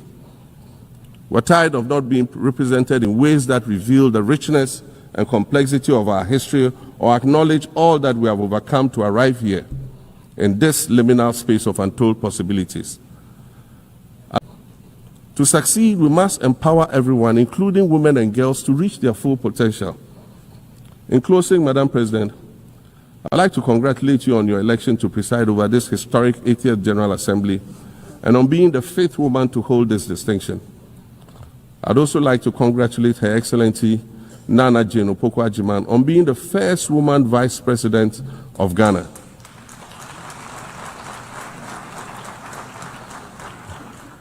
Now every Ghanaian girl knows the heights to which. I'd also like to congratulate Her Excellency Nana Jane Opoku-Agyeman on being the first woman Vice President of Ghana.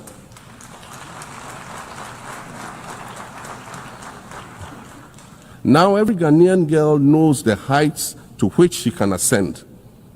Words matter, but issues of representation matter even more, which is why Ghana looks forward to the appointment of a woman as Secretary General of this organization in the near future. Madam President, Your Excellencies, I thank you for your kind attention. Supremo. This is our president. This is our president. This is our president. Yes. The president of the Republic of Ghana. The Republic of the Republic of Ghana. Yeah. Mr. John Dramani Mahama, His Excellency. Sure. Kwagu. Yeah. Wakasa. Papa 20 minutes or Wakasa. And there's what the wadre. Oh, there be. Straight to the point. As someone was all Kanana Wakano. Asanuni ebeti. Papa Nakasa. Yeah, Supremo. Papa Nakasa. Supremo Wakasa na. First of all, my memo president Abaso. Waya de pa na. Me uzana na home fano. Oshe dinyo na uzana papa home fano. Utum say cool. Asena Wakasa. Yeah, na mama say trust to adwuma na oye. No kra no so ye egbo adwuma no. Because Senegal president trend pa for the wrong reasons. That way there. Yeah. On say okọ foforo no. Tinsem ko twa ono ne de nanim kakra bi no mo de ya agenda. Ninsem na okoka no. I think say aya na if omo escort president for no do omo ko no omo ye we no. Ono na e wo say obedro na documents nyoma na obehwe so akan e wo ho. So mo duru ono no mo fa koye. So ko duru ono no aye confuse ohu do onya na ohwe ni bongu ohwe ni nifa. O ten ohwe clerk no mo tesoro no ga cho mo say do obekan ne de ku. Ansa na omo de esa de ba. Na ko fu atwa ho kakra na say as a president de wo kwa e wo say unim ensem no. And you may very important. Incident can say taken by, but on also can fine by the way. But to share in one, now may can't be see. Mama so say yes. What's here in Impa? And over the period, now may share commentaries nibi.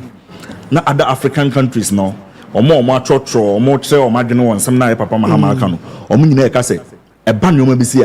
Can be no more trust to say Ghanaian leaders no. They will deliver. Yes. Until the time. Deliver. Atamels, Makufuado, Mahama, of course, Mahama will be in some Mahama be deliver. Yeah. Now the name of day said was starting in some Supremo. Nimkomodiano started year free the formation of the UN. Yeah. 1945. After the Second World War, the number of African countries are normally involved. Anna or yen and Kaka say Waba. They say Waba now Waba as a president of Ghana. No, with me I Nyoma Kakra because not unimre. Baby, I'm Ghana sika sem ne kwa, and of course, why ho adwuma? Wo hwe inflation, o kan ho asem why ho adwuma. Ana no wo de kire wo mo ade bi. Say, adwuma no mo ye na a mo pay involvement say Africa, ye ma seat, mon kan ye mbra mo ho na ye nya adwuma ne ye no. Me enye say bia president na me di no. We na ye me second term all right, but we nya the consecutive one. Mako ana obi abeshem, ana masaba. I want them the Philly statement, like in the whole presentation. Yeah. Or say, but I'm buying in the space of just 8 years. And no matter from I'm like, I am a 8 years and everything is some sort of different. Imagine. One was starting in 1948. So imagine 80 years ago. Me 8 years crown. And no master Saudi Amame. The global winner Sama. And no matter as a Saudi Amame. It's didn't in a mom who kind. Now more upgrade more revise nyoma bebre ni na mon kayam mamo na certain bia no light no e de nipa ba ku mienu miensa bi so countries ba ku mienu miensa bi so na mo ye dem yes na at least we are not being fair to us. Wakasa Supremo na on sa Palestine Israel for semi working or confirming on the world stage mo bia hu say, and I think say oh the president is sua dia. And that's what maybe these are some of the things I'm going to say. So, I mean, I didn't go 2-3 months ago. Okay. Or more cocoa, yes, Jumedi beer. I think so good to black on a coy. LGBT sense me out. We stayed out here on Toba. Okay. Yes, okay. Mind buy a bomb. Yeah, on Toba. You catch on, yes, yes. But you're boku de to your bonnet. And my big government, and I said, I didn't want to. Yes. So if you are against that, you are against. And more oppositions, who say you are against. That is not good amount. Yeah. Tina make a bebon Asu-B. Say, so no man penios or tea in the passam suadia. Now, the issue of Israel and Palestine assemble. Take a stand. Yeah, take a stand. Bare 1 month ago.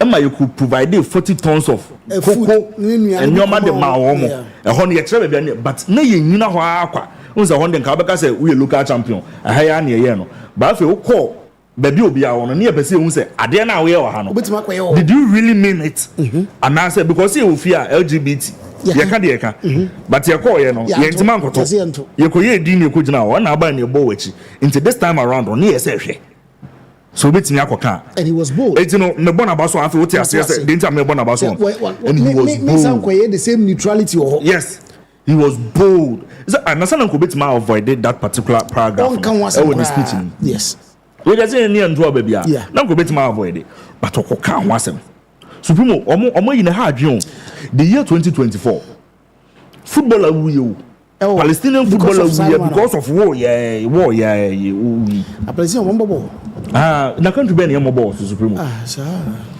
the great yes supremo me support Manchester United me did this teams that we are seeing na two teams na ya supremo me did this two teams and omo history omo ya de pa na ya asem na aba we Asante Kotoko free wa Manchester United we Manchester United free wa Asante Kotoko no we say wa you da say Kotoko supremo so now ba Manchester United now person who say player be exceptional ye Philip player no or ye iconic ye de ade bi se na nimonyam ade de se na nimonyam Jesse okay Jesse na a particular number be de se no okay Jesse number 7 Jesse number 7 yes into share we say George Best share no 7 Eric Cantona eba be share Cristiano Ronaldo share but mami Eric Cantona yes Eric Cantona ni okay ono na atoche obobo na onu kola no mu apeja say ya ono obobo no na say what stance na aka kan wadwen che na wotimi huri no abetwa the friend turning cake no wasa ko nya man record no Eric Cantona oni okan wasem say you people are not being fair to Palestinian for you. I didn't know everybody silent. Supremo now ya and you know more Russia. I say Ukraine for you no more. No more chances for more brew Ukraine for. I started here na FIFA UEFA for. Omo ede ade to Russia for so no more banning wo say ne ye activities for UEFA ho e fa FIFA ho ya mamu the football be mamu na dey na say Israel for you bo Palestinian for you po I say o ma choma so mo to na kufu na and ko for you so mu super mo say na maka hye mu na omo dey asamo nya omo hwe e dey ntia wow he spoke about it yes what can was say e dey ntia you people are not being fair etinye UN nko a o say nkomo na kwa akodu UEFA FIFA ama obi ehun say it is happening but that's the world leaders now the so obi ayedi ntokwa na ekoso ntokwa na nkofo wudodo obi ehun say biase bibi ekoso any pay wudodo ye hwe the number of people who anya asemketwa there was famine serious famine na aduane yes supremo nkre wood aduane still ama almost mpie it was just it is bad yes the ekoso Gaza enyo supremo enye very very bad ebiem papa no mame mo na baso omo speech ni ye too perfect ebiem osanso twoma de no ko so say mo as Africa na mu ya mo as eni mo hare wa eni mo amfa enye hwe no enche bia ya project say in the next few years by 2050 bia de ewiase no chembe 3 a 1/3 ne de ebeye youth no so no o hwe said the statistics ni si ba na ejina Africa for enjimu de mo nkoso ana mo nya de mo ye no in the no catch on some of the monka shenkodu no man te brofo na yi twi na se o said wa really so ko ha de ko ka shenkodu ya da no catch o lo o man ti ase that be am beti ho asem so ns Donald Trump ni o ma bi me wan so ye nyankofo pie o metu kwan free side of the world o ma be make great impact so e the western world bubu kofi ana mu nyina adin supremo speech ni too perfect o wie ye no hwe de efe o hwe no sa ball ni mampani abadi akiri abaso the first female vice president afu bia bonensem no say abia kwan na ma say emaya na wo manim ni nyina say na say school yi mire me ho kwa animonyam ni etimi hye animonyam akokodu sa mpempen so no ena no na me ne wo kan ho asem maami ye haru okosra haruna yes one just ma haruna ka chere say potentially ema wo yo ba uko school usua de adwumadie bia wudie be ema wunya resemu say there will be obetimi do wani ata yes pese me yete maami na kwanya du ho se daachi bia no metimi akwa anim akoduru ho midi ba no esikura no fugu ɛyɛ batakari ɛyɛ underrated. Underrated no. Sanka betimi say the papa no. Ɛyɛ na to so a. Ɛbi na kamisa abanne. Supremo fugu batakari ɛyɛ underrated. Ni fugu no mo minim ni din ana minim unse sanka ɛyɛ ntoma atare na ɔhyɛ ya ebi anka menye obi amana bo edin akyerɛ me ana fugu bia na minim edin a minim say bia ɔmo ya inspiration ana mo odin ɔmo de me ma no ne ade that one I don't know. Okay. Ne fankasa. Efe. Very colorful. Onsa maker. No, you're cool. Yes. Ni no deliver. It's no Supremo perfect. Ne momo no. Say ye ko abonten. Ni kugudi disanko mo we na tembia na boy abaso. Oh akufo do aya de okokasa o mekaye ka bi kire no. Hey, Atamos there be Atamos nim kasado do. Mahama nim kasado do ye befia. Enoma na aya ye kokoye wa abonten no. Aya ye me practice no kama ofie. E me bi ofie. Ye make sure say ye nuanom na Supremo ana me dese de no de san komo ne bai. Onim say enti na de bi am ka cho so na the blogging Supremo no. Supremo ye nuanom a e kun ya omo de aduro bi jan ye so omo do. Omo ba fie. Ya omo ba. Foreign minister akwa ngosra wo. So hu ehon America ko see o say san no mani nyina na ye kwa bonten ye ne fefefa ye make sure say fie no ye ba fie baby ye be tutu antokro ni nyina ma na ye kama ana so nim say ewura ko yi okoka no edi nkomo ba bi say covid action o man no development akwa etire be 20 years o say bibi multimedia joy for aye ho ayi nyina enenanam but ye Ghana san komo no ni edi you see it's no say you were abontin yet me can okra na ye ba Ghana ye was sensitive topics bi o ha ye treat a any say the politics FM e bi say galamsey and only say no e bi to say you see Kwaku, there are some you can't take them out of it. Yes, because even if you don't want to do politics with it, the opposition will do politics with it. And no any problem. And indirectly pushing you to also start doing politics with the it. Propaganda. About room. Nah, yeah. But I think there's speech in the one stage in there's no opposition there to do politics with it. Yes. Sometimes it is. Yes. I think the Supremo ni speech in there. 10/10. But obefia and no man no hono. But Sharon it is war and genocide behind Sharon. No, I said then war. The course war Israel. I understand. Yeah, but the say, I saw a post be. I think was say, Yabasi Ababeka. Or say Yaba. Asimasi and the Yin Yabashi Asiabeka. Kwakusi Yaba. Now the tuba. Yeah. Number the tuba. You bet my camera on once.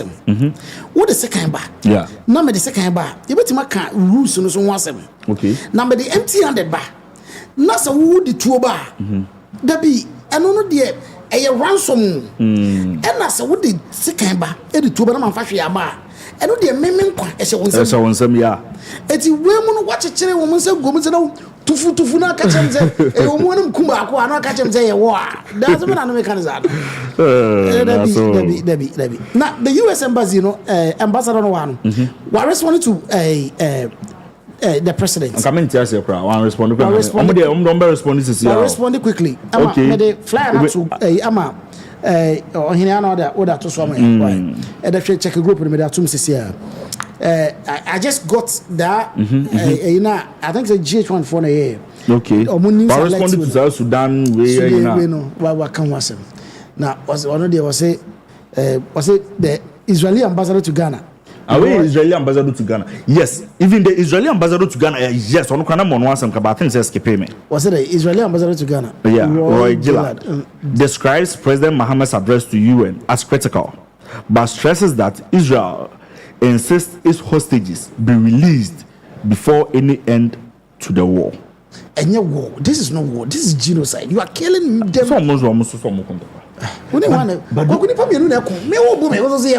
o can ask them no crown, no more ask them. When him say, until I'm going to say, yeah, can you say what I want to know? When him say, allegedly, or more than your mayor to pay so, Sabapay. So I'm on one some car.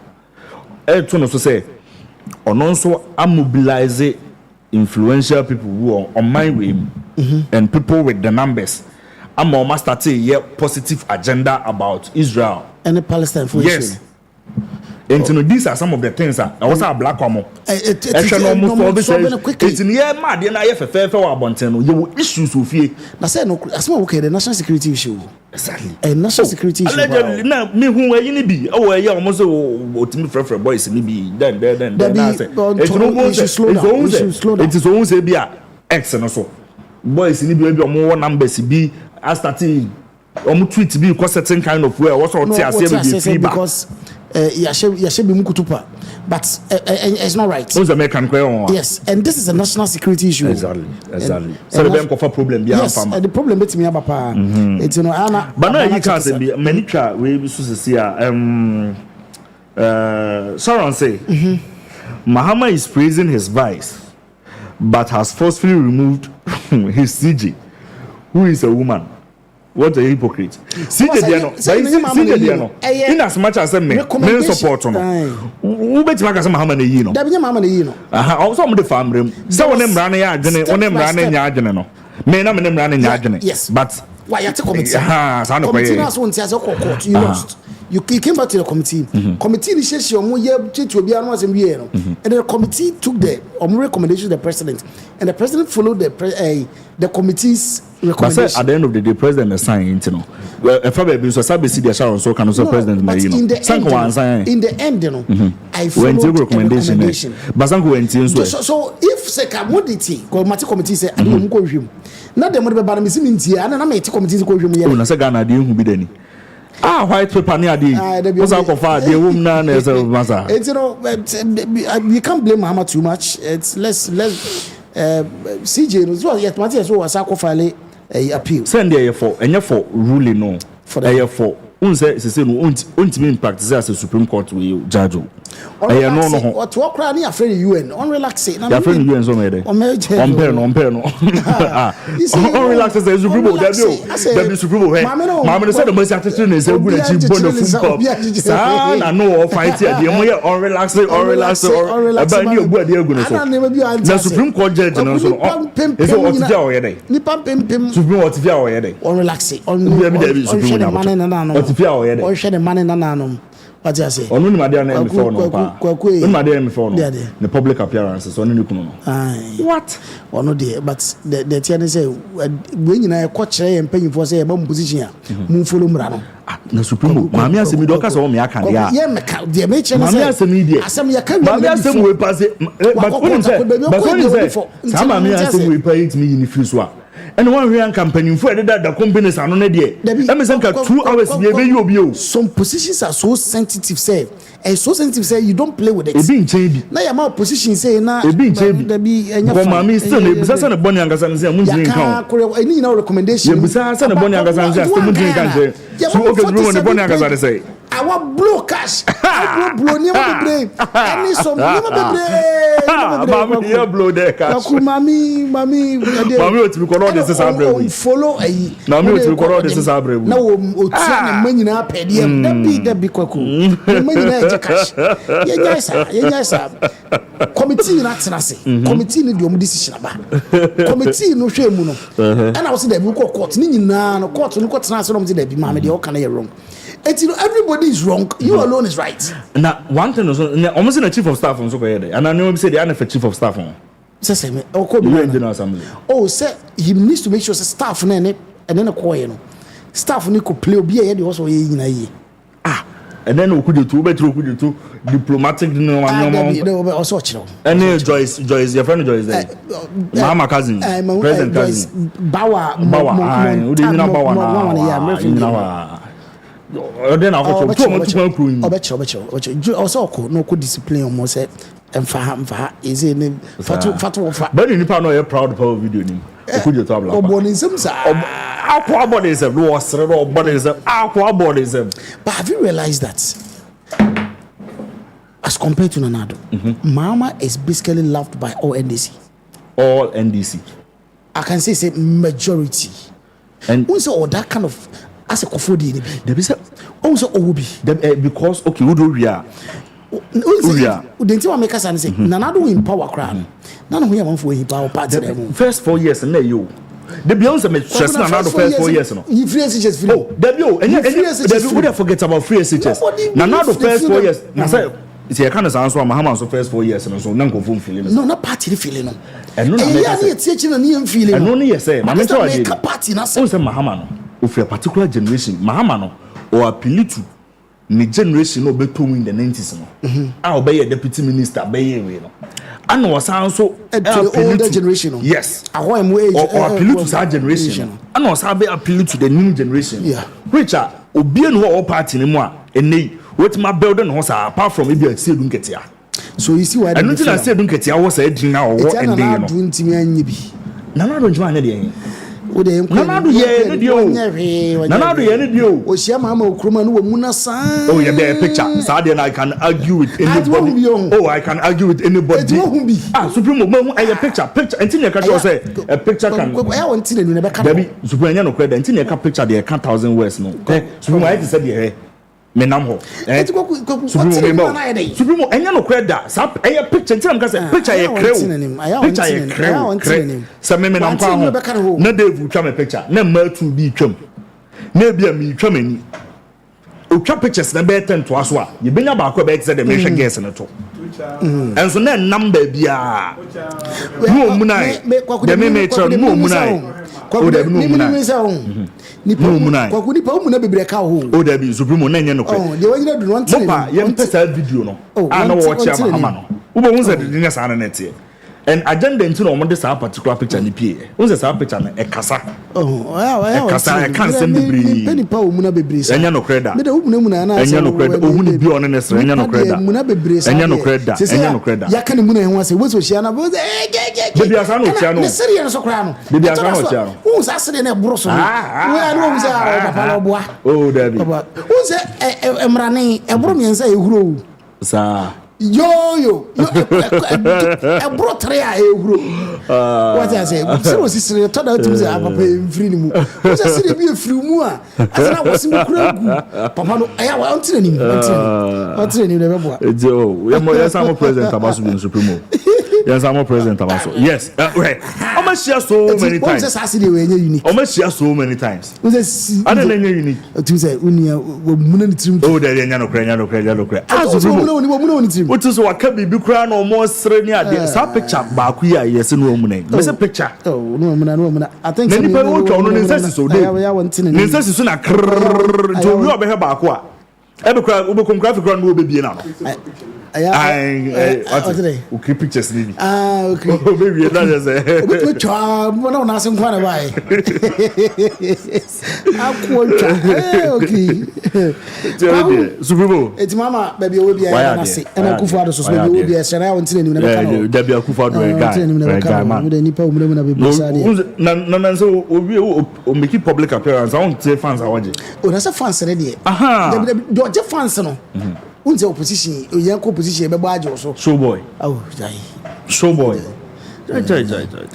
kwaku there is a disturbing story about Bontin very disturbing story okay very disturbing story na ekoso NLA National Lottery Authority okay efa ya bra Samia Ukun okay na the fourth state ene dia ba the fourth state na this report na ba kwaku NLA Unza Samia Ukuba one de no kwato ye yes I think say maybe cry no ye conference be I was invited I was there BNA squad and nyina akokotena mu akotieti bia it was nice it was interesting na e come up na kwaku something happened in 2021 Chata Momba second term na team say he prepare blue cash in 2021 or the ebi buy was see a friend no me per project ni was say Good Causes Foundation. Okay. Good Causes Foundation. And we gina a section be in the law, Act 722, Section 23 of Act 722. I no mandate NLA. Say NLA for MBA. Yes, this is the act. Unse according to NLA, no. In as much as you are gathering money, getting everything, you need to start. We see kana moje. Mufo being provided.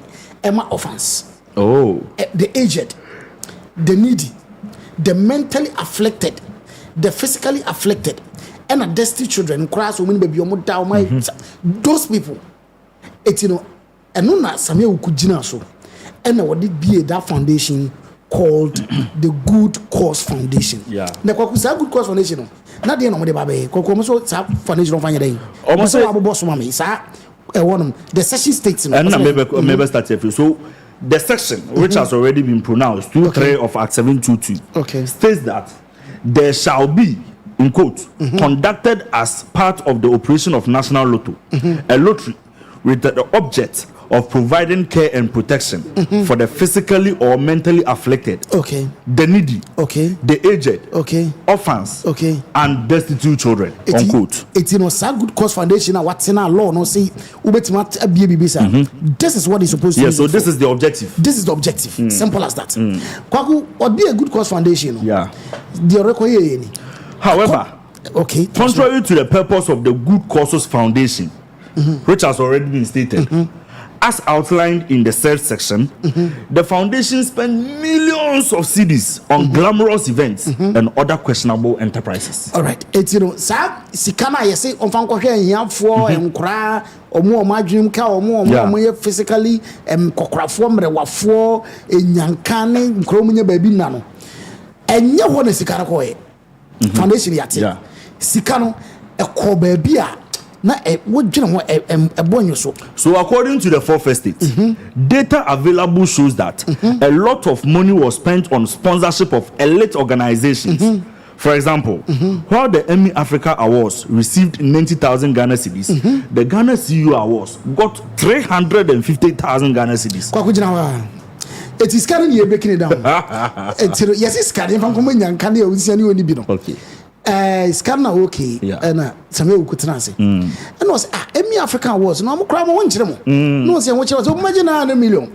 900 million, imagine from Grandma Watson. And all the mom. And was Ghana CEO Awards. No more crime was one chemo. Dev, me here listen. And almost yes, you are watching it. And also almost more magic 3.5 billion.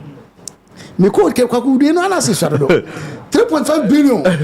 Na munso so mufan konko ye Ghana CEO Awards. Kwaku to asu skade ku for the baby ko e. Gabi Ochreda across Africa Prosperity Network Awards. Okay, almost had 250,000 Ghana cedis. Eti yewura Gabi so the former prime minister.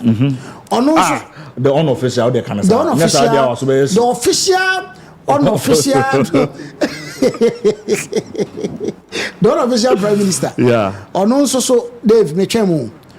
The unofficial prime minister. Yes, also 250. Gabi. Also awards be a friend African Prosperity Network Awards. Also money 2.5 billion. So from Conquer Awards. While the GhPC's Dave.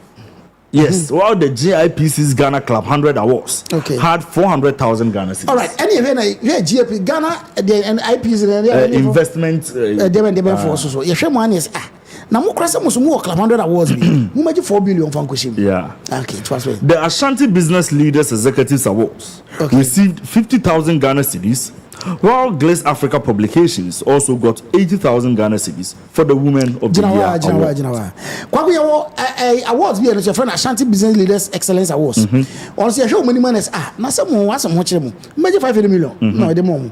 Glaze Africa. Na mo publications na na ka ho mo. Mo maji 80 million. Na mo so mo fan konkushim. Na mo fa nyamo Women of the Year Awards. Yankwa. Brother down. Yanko. Okay. To recipients and all. Okay.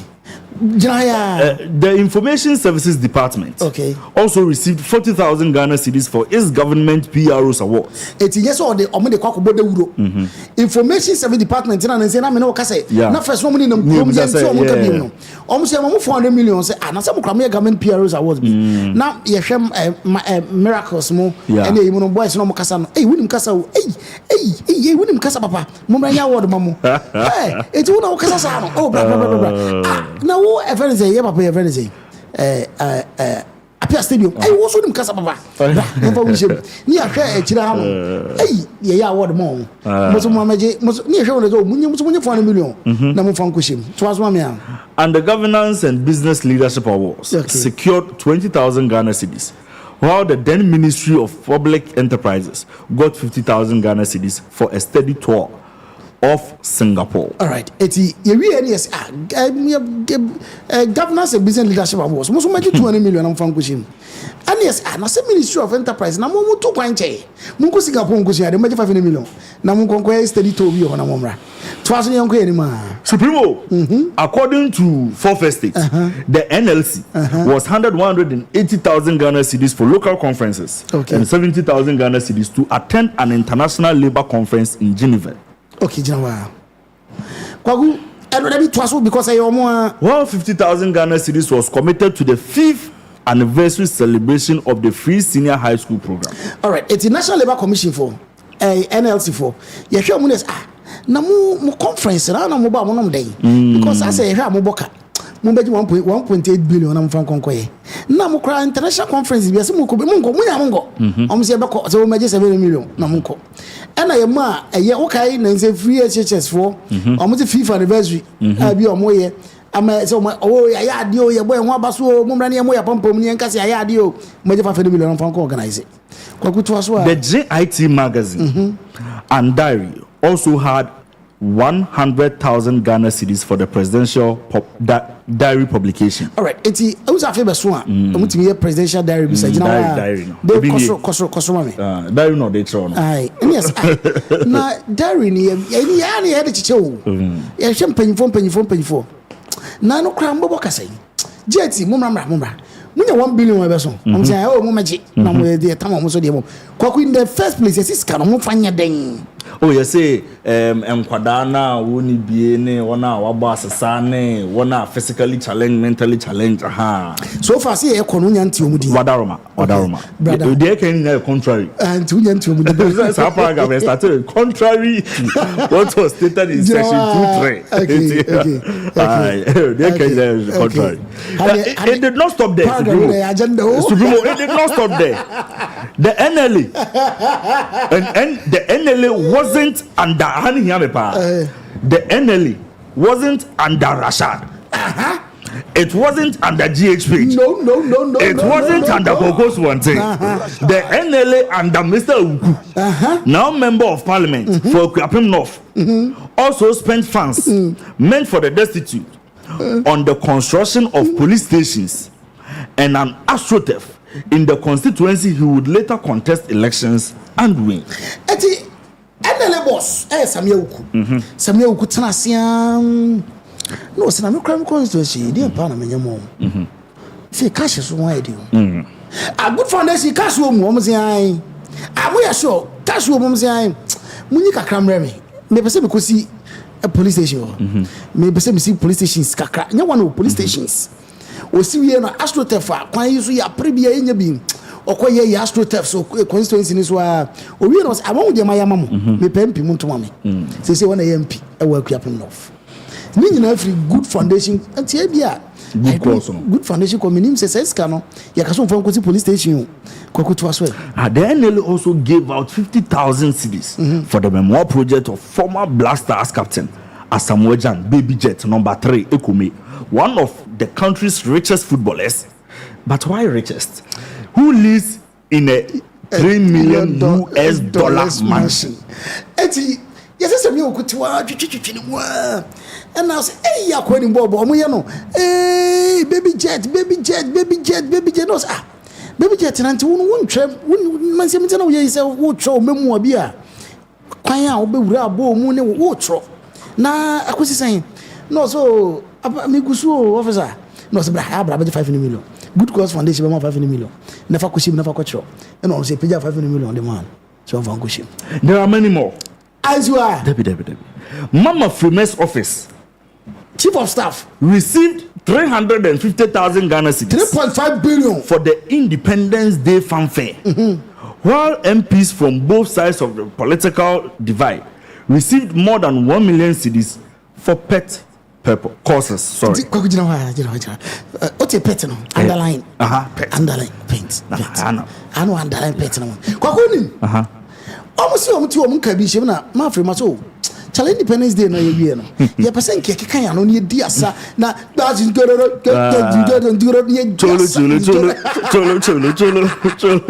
Ye person di asa kakra. Ye person die ni. Na sika semu aye yi. Semu so sika ho bra ma wo person mommy a won fe mama 3.5 billion mo fa nkwaji money obi ye yansi wa o na ministers ni bi say me krama feed ni boy den e bi say me nkokodua na no minti to e bi say crab me nkra no say mpese me yebu mo because I no mo toilet gu fie obasa do no se mo mra obi amaji 1 million obi amaji 1 million maji 1 million na mfa nkokoye mo mo ano munko na mkwankoye mo munko ye bubu dog ni mu jama shepherd no eno na ye pet course so no omu ko hwe mo omu ko ye omu supremo me wa go transform ya Attorney General also had his office and no emu. Okay. Attorney General's office had 570,000 Ghana cedis for conferences and seminars. All right. And Attorney General office so mo conference, mo teachings and other things. Yeah. Mo se hwe money money so conference na ka o mo 5.7 billion. Na fa nkonkoye mo seminar na mo conferences na de ekeka ho. Wa kosoro bi clear free so na da ba da so. Attorney General na da so ha. Okay. Etino kosoro ana okay jama dabi brother NLA. Brother. You Debbie, why you know? Wakododo. Picture na say yes. Okay. The NLA gave out these freebies, 700 also, at a time when psychiatric hospitals in the country remained chronically underfunded and overcrowded, and orphanages relied on charitable donations to survive.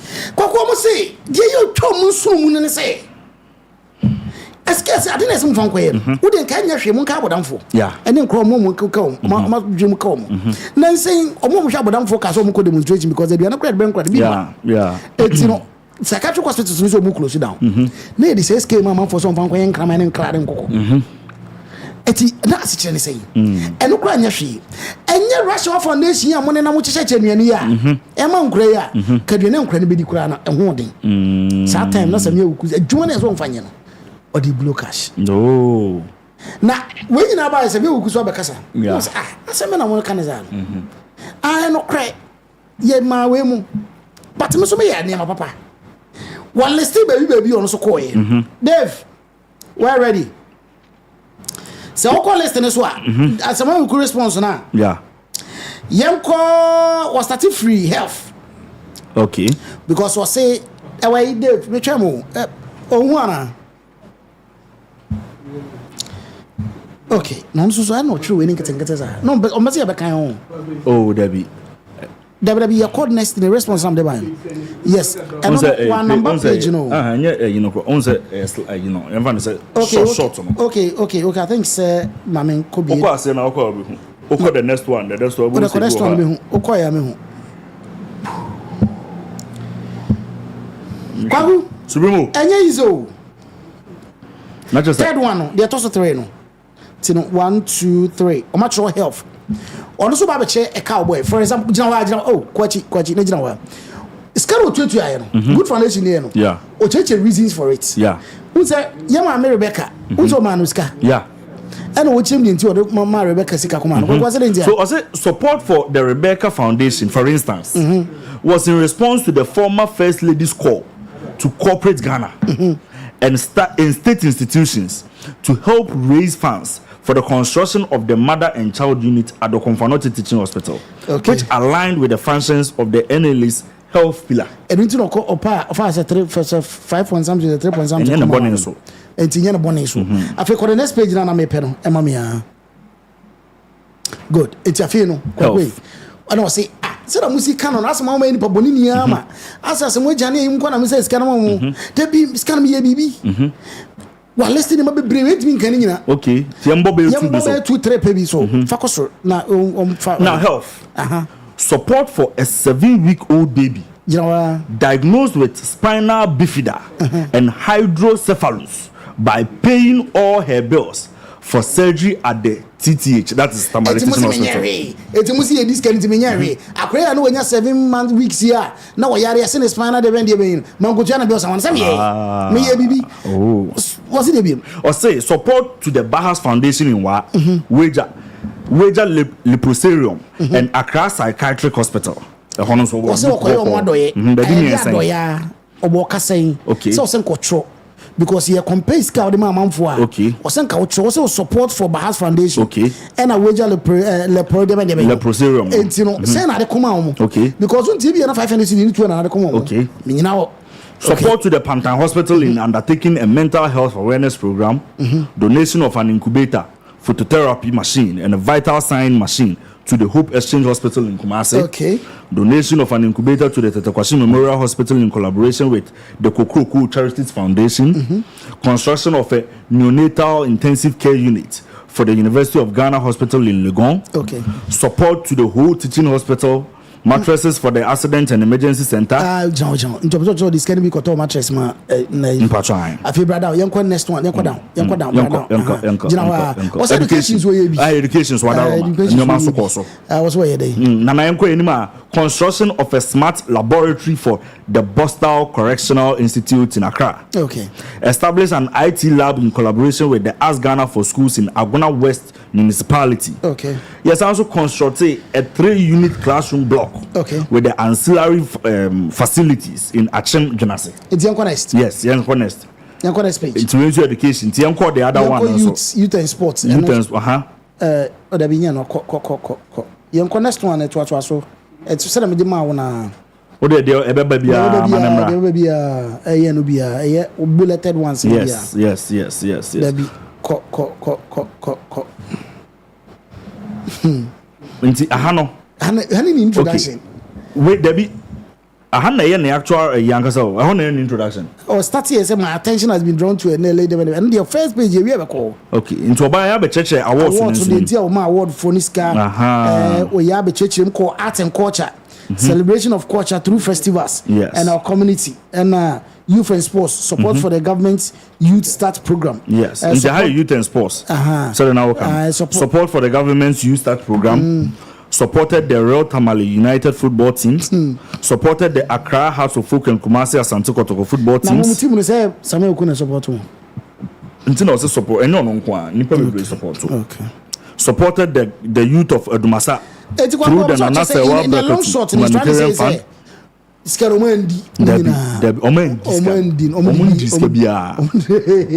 Omendi nyina ba ha etino afianko first page na general support nso okay Nenkofo nso bisa City TV for nso wa say City TV for yes art and culture City TV for nso mo program bi o mo frɛ no caravan dem come on caravan omo frɛ no say caravan caravan heritage yes nibisa heritage caravan yeah na omo saying I think I saw it. Yes. Caravan 2,255,000 Ghana cedis, which is 2.5 na 5,000 class a day. Say almost on fan quite but meanwhile, some particular program, some particular do you know the charge for it? I'm charge 12,000 to 16,000 per person. I'm charge say by road and in Omani are function a partner STC. Into Omani STC for partner by road. Move from Accra. No matter tourist size in Nabichem Kumasi. The Rombe do be almost spend it one day. No matter. So my question is this. Yes. Question is simple. Why would you go and give 2.5 billion to people omo charge individual? Okay. Therefore cry 120 million. Okay. 120 to 160 million. Assume 2.5 so they support one. Yeah. It is questionable. Okay. It is questionable. It's one in church no dey aba no what is can what be kwa ha and be on so corporate responsibility and stuff like that. Kwaku mamento nkana Supremo fair enough. The fourth estate my member so they are doing a very good job, and I like the fact to say after everything the whole na manage who know Samuel could the opportunity to respond. They went to him. Okay. I'm very consistent about it. And yes, so man opportunity man responded. Yeah. And in his response, I think say can be about na 2022, 2023, 2024. I think that something happened there. I want to be. I no Samuel Oku, according to the fourth estate, Samuel Oku answer response no say in 2021 I supported this particular award program. But Manjibi. I was so nominating, but catch them say because of say there be 2021 there no. Yeah, man nominate to like no man can man Jews be no man can cry. Ain't no the impression on person create say as could see I know the J awards. That is not the impression. I think Samuel Oku is missing a point. And I say you are watching. Oh, that impression no marketing out there. The purposes. What is the purpose of the Good Causes Foundation? Supremo say it's not objective. You see, they are not restricted to just the objective. Nana any can first you know to so. Or say Samuel Okuma you know Nana ya safa the very first one not to smame. Tama, who said the NLA Ankasano has its own objective. Okay. And no you see yes. Material what you say. Yes. But differentiating mommy. Are you talking about the NLA corporate responsibility or you are talking about the Good Causes Foundation? The good cause under the law the good cause no. That the good cause then there no. It is something that was there but had a different name. It's captured in the letter. Yes. The response now yes. And I was saying once upon a time he traveled to I think say Cote d'Ivoire was Burkina.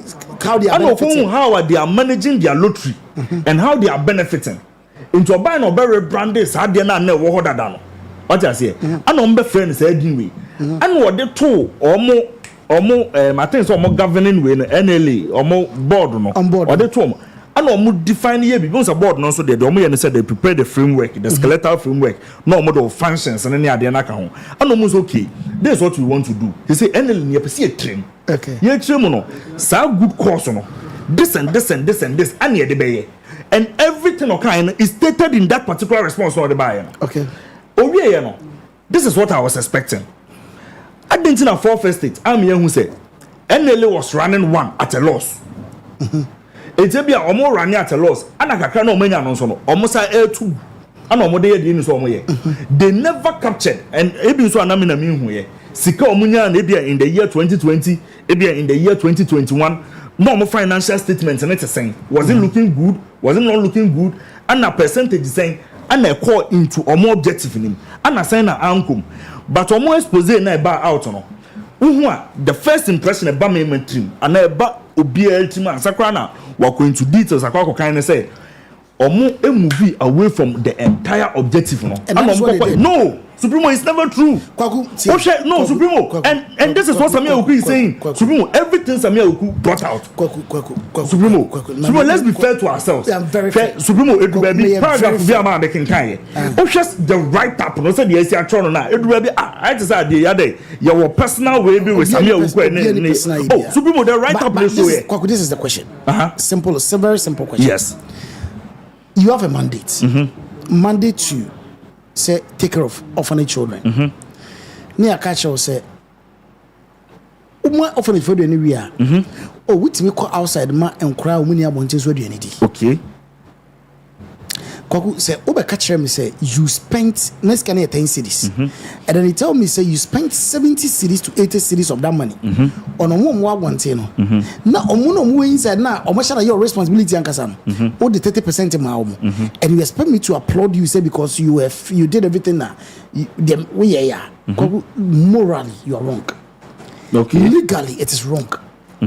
That is where I'm standing. Okay. In as much as you claim, say, you saw a model in the Côte d'Ivoire, you decided to implement, the board agreed, and then you're in as much as you've listed points, bulletin, say, help me, say, how me, say. In as much as say, I still stand by it, say. The core mandate, they deviated from the core mandate, not because they were not permitted to do extra things, but the core mandate, how much money? To be honest, if they spend so much on that mandate, let's say, they would have mentioned it. They would have put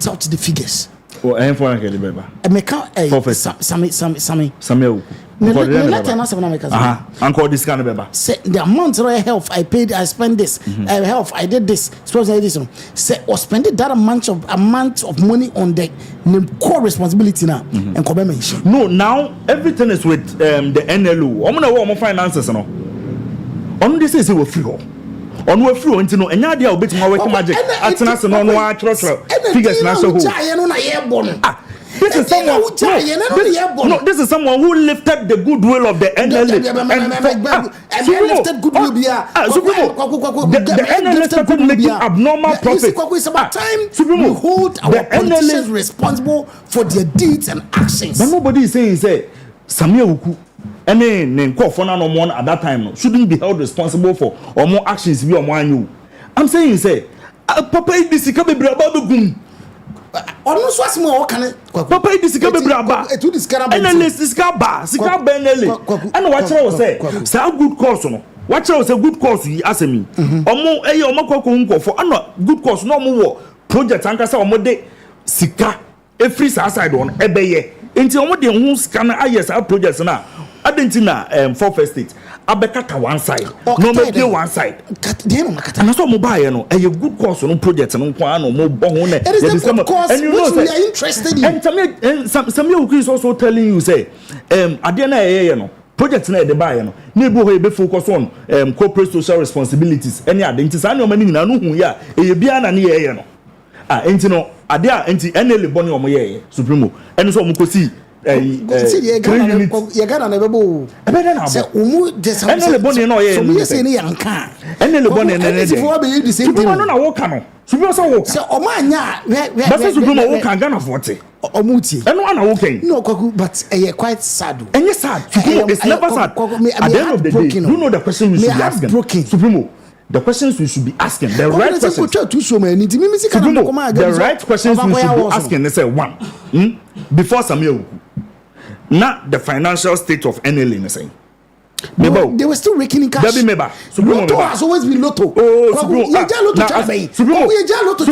was the last time was original payo one guy just enter Lotto moka Supremo you try Lotto boka de bia omo me private thing and the try say Lotto boka and the try say boka he was saying say I think I saw something on the forfeit was it boka me post they were saying say they brought him more cash and on back say compared to the predecessors in the crowd now omo make that amount no Supremo alpha figures but Supremo you see the truth of the matter is Samuel Oku's response for instance nana check it back na projects and donations in the woman the NLA echo about constructing toilet facilities in all the 16 regions omo yes anyoma no omo ye bi wo edra ye bi odrobonso omo ye bi wo esikado kwa okrum omo ye bi odumase tiska ko che ni kebetima e mo dabi Supremo meba sanyoma ni nyina no de me can say fourth estate omo yanti o you are missing the point what is the point no Supremo okay Supremo yanko yes now when you rhetorical but so you know the yanko na me say no many bin fam point ni nyina na say that money you wasted on the money you wasted on luxurious sanitary no sanitation no the make no yanti say na say na wansa what dey na me answer okay what say they did this they did that they did all this and I make say the money they wasted on luxurious unnecessary things people already had their money to do their own private things say come dey be share the kakra no ma yeduma e come be anymore that is the point kids are still sitting on the trees now we catch them so pay 2.5 one might be 1 million so fan koye pets kwakuna yo 1 million so fan koye pets and I'm talking about that me say those amount of money if most of them were invested in Sani Papa na work as a first time mention they would have done more kwaku it is not the responsibility of an investigative journalist to expose the good things you're doing and as people don't get it it's not the responsibility to expose the good things no the good thing you say me investigative journalist the majority here niema e chia mo no ne de bebedwam It doesn't stop you from bringing out the good things. But go back to my highlighted the good things now. What I'm trying to say is then the ills of society, and no near the bar one team. Okay. Send a caution other people on mobile. Kwagu, their course on. I don't see why Ghanaians will sit down and think say because of say petty things or her. Says you cannot watch chair one thing. Says can be share hanoma and can helpful and education or listening and a hen and cobe more. That is my point. And that's the point of the fourth estate. Okay. Supremo. There is this platform they created. Now I think that platform no. Now omu fee platform no. A call off somewhere around 2024, 2012. And no more friend no NLA Characters Lottery Platform. Okay. Under Sami Awuku way no. Omo SRB reviving no somewhere in 2021. Ombe reviving in 2021 no. This is how much omo generate here. In 2021, the platform generated an amount of 102,585 Ghana cedis. 102? Yes, 23 pesos or so. Okay. In the year 2022, Omu generated 1,482,432 Ghana cedis, not in peso Iguetri. Okay. 2023, Omu generated 3,221,504. 65 pesos Iguetri. Under 2024. But 2025 under 2024, omu generate 6,251,500 Ghana cedis, not 50 pesos editri. Cumulatively, in the space of sa period no say 3 years or sereno, omunya 11,048,022 Ghana cedis, not 48 pesos Iguetri. No, Supremo. A honor na me no nya adwin. Supremo honor na me no nya adwin. The NLA a serious institution. There is no way say NLA to honor with omo accountants and omo CEOs and oku and omo board.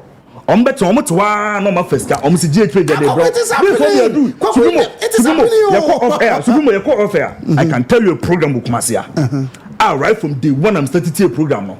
NLA a sponsor free sir. The one be seen. We don't you know not the thing I say no me dey acheche. You see the NLA as an institution, GhPage. If we want the NLA, so we have to officially write to them. Your trauma or more, no maba on board. Or mobile on board, and no bebre, or no NLA no, or share.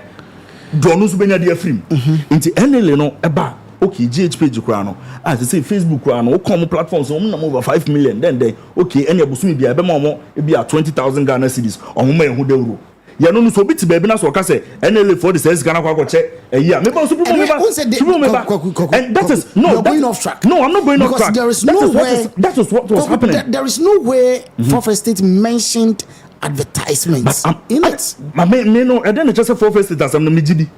They make can say no Supremo me be say me kire wade be say asam na Fourth Estate take am.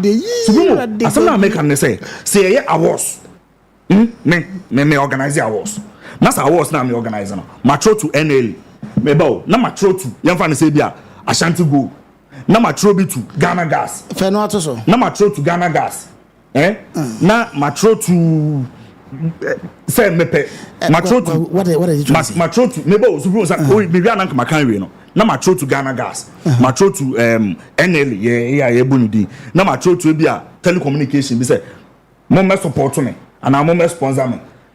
Metena say measure advantages a woman disadvantages a woman award no credible and credible then am ya menya free mu measure san no mani nyina me wie na say wo say me sponsor me ko sponsor and that is baby am here wo ma me sanche wade bi won sa aban mu nyoma te say sa parade na no mo kan 6 month parade no ya de no mo kan aye parade no mo de ko sponsor sa fanfare den den fanfare say fanfare na MP for some person party fanfare den I can tell you say Fourth Estate if they are going to go into it omo benya state agencies ni bebre not just it doesn't make it right. No, I'm not saying it's right. I'm not saying it's right. This is I had a person conclude no that particular point no say do say there can be a directive from efficacy from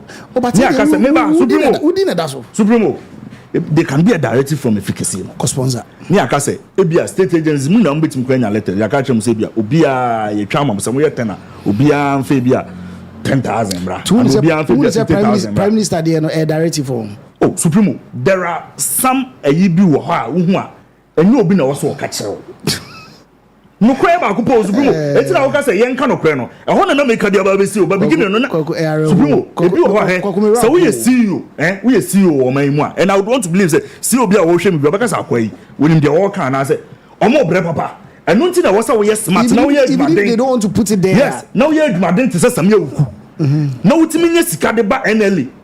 To the extent say me share the positive side say oba ye no. E mani bi kokora na oba ye no. Me ba oba ye no. Project bi na eye under NLE no. A ye kinka bi sa Caritas lottery platform no. Na adahwa since 2012. 2012 Supremo check your bind do aba. 2012 to 2016. 2016 to 2020. Now from 2020 to 2024.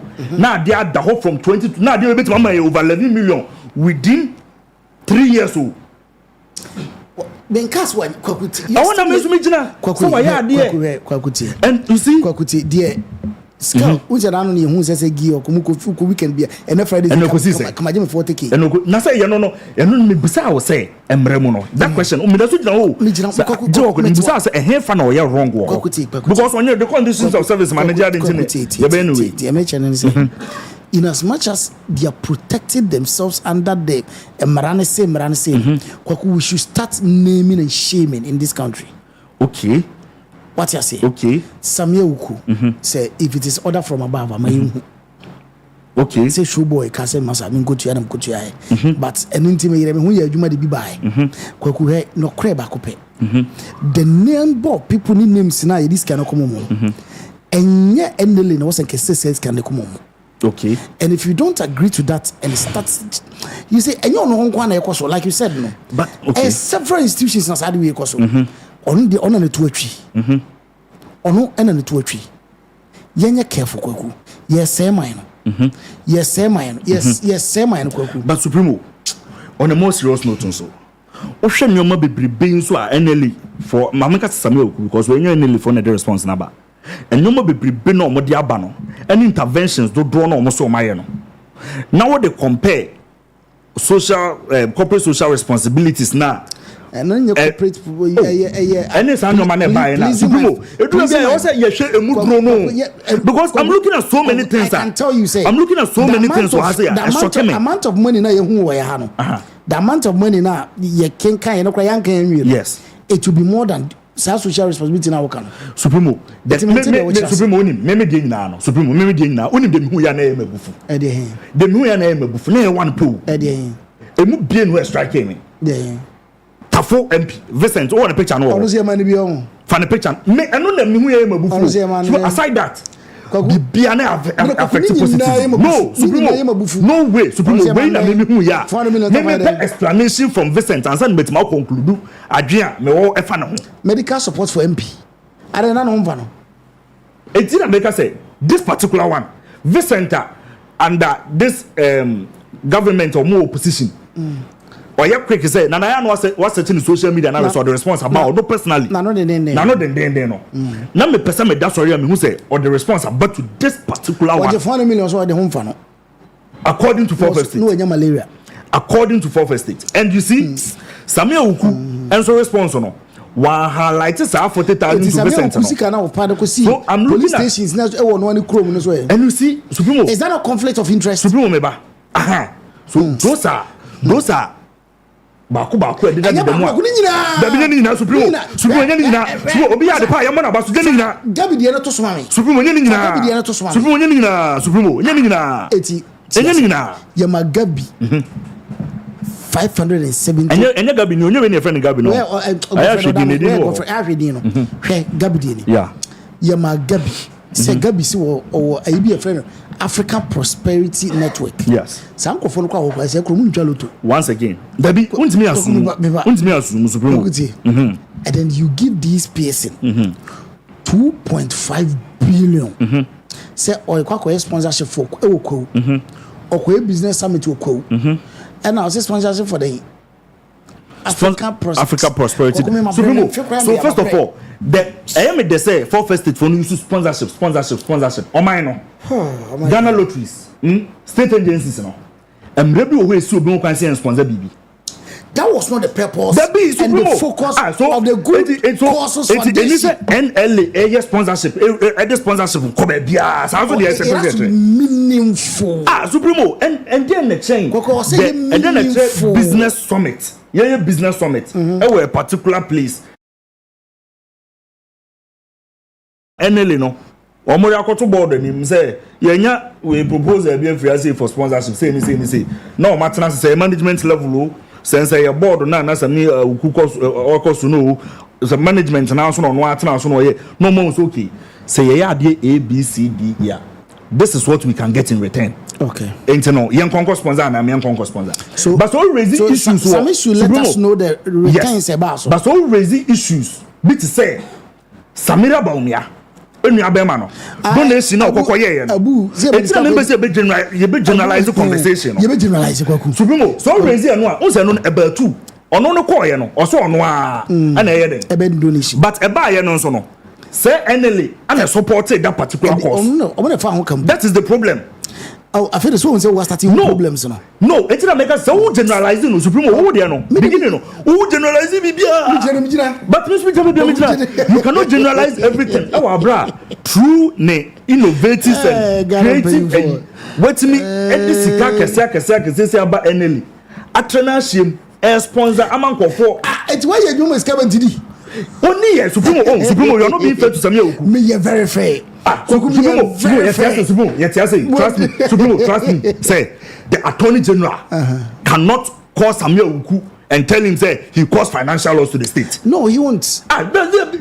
He won't. And that's what this guy. But so Samuel Uku this guy, you are not being fair to Samuel Uku. Your politicians, they are all the same. No, Supremo. Also, but my president Ben by you're fair from the Samuel Uku this expose is more Samuel Uku potentially. Yeah. Never be say me fan one MAO. Adentia. He's a potential flag bearer for the NPP. Just as any other politician. That be remember a potential flag bearer. And my young fan any kawa be say make account. And he can only be a any cash blue. That one blows car. Supremo one blows car. No, Supremo one blows car. This is a CEO who was working under a board. This is a CEO who was working under a board. Now what me through intervention here but the side now or ka say mako Cote d'Ivoire mako ko hu we me buy ma be brand ye de yina ko and ochre baby o mo redefine also me here no na ma baby o mo redefine and your man also o mo de ba no there's a particular section o mo de nyoma bi beto board ni e ma board no branded as the and serve the needs of all the paragraph there second paragraph no so I sought to replicate the same approach back home. Thus, on October 2021, with the support of the governing board, the special project was rebranded as the Good Causes Foundation. The special project was there to better serve the needs of the underprivileged and spearhead the authorities' corporate social responsibility. This originates. Okay. Just spearhead the channel one. Gab your fall away. Supremo, I don't know. No, you're not a sponsorship, and there is no law in this country stopping any state institution and not say any institution say non grant sponsorship. I want to mention me now. Omame ba ko pe manuesi. Hello, take yeah, men sponsor. A meaningful sponsorship. Again, business summit na NLA. Supremo. Now we can sponsor them. Never the travel to change sports for. Now the sports being here na NLA. Almost that year special you be brand no travel to no. Oh, there be sports for them it was. Asana wo ka kotokoni ha se die. Oh, there be me so mo dey. There be omo dey ni na ka se na say mo go for na exercise ka mamo. Sa na aka no. Na wo dey mom no kwan be so na de ma wo. In what form na de ma wo? The no pay your so. Epia bontin obi ehun bi, obi enji sika. Woni kronfo na hu wi ase. Anyway. Do you use pay? There be do you use no papa mu use no nyansa mu a because accounting no edo supremo edo. Ede. Kwama we no. Na Supremo also wa adwene sesa kakra won na me. Also wa adwene sesa kakra won. Supremo he eden na FSA. Eden na FSA. Eden na FSA. Yeah.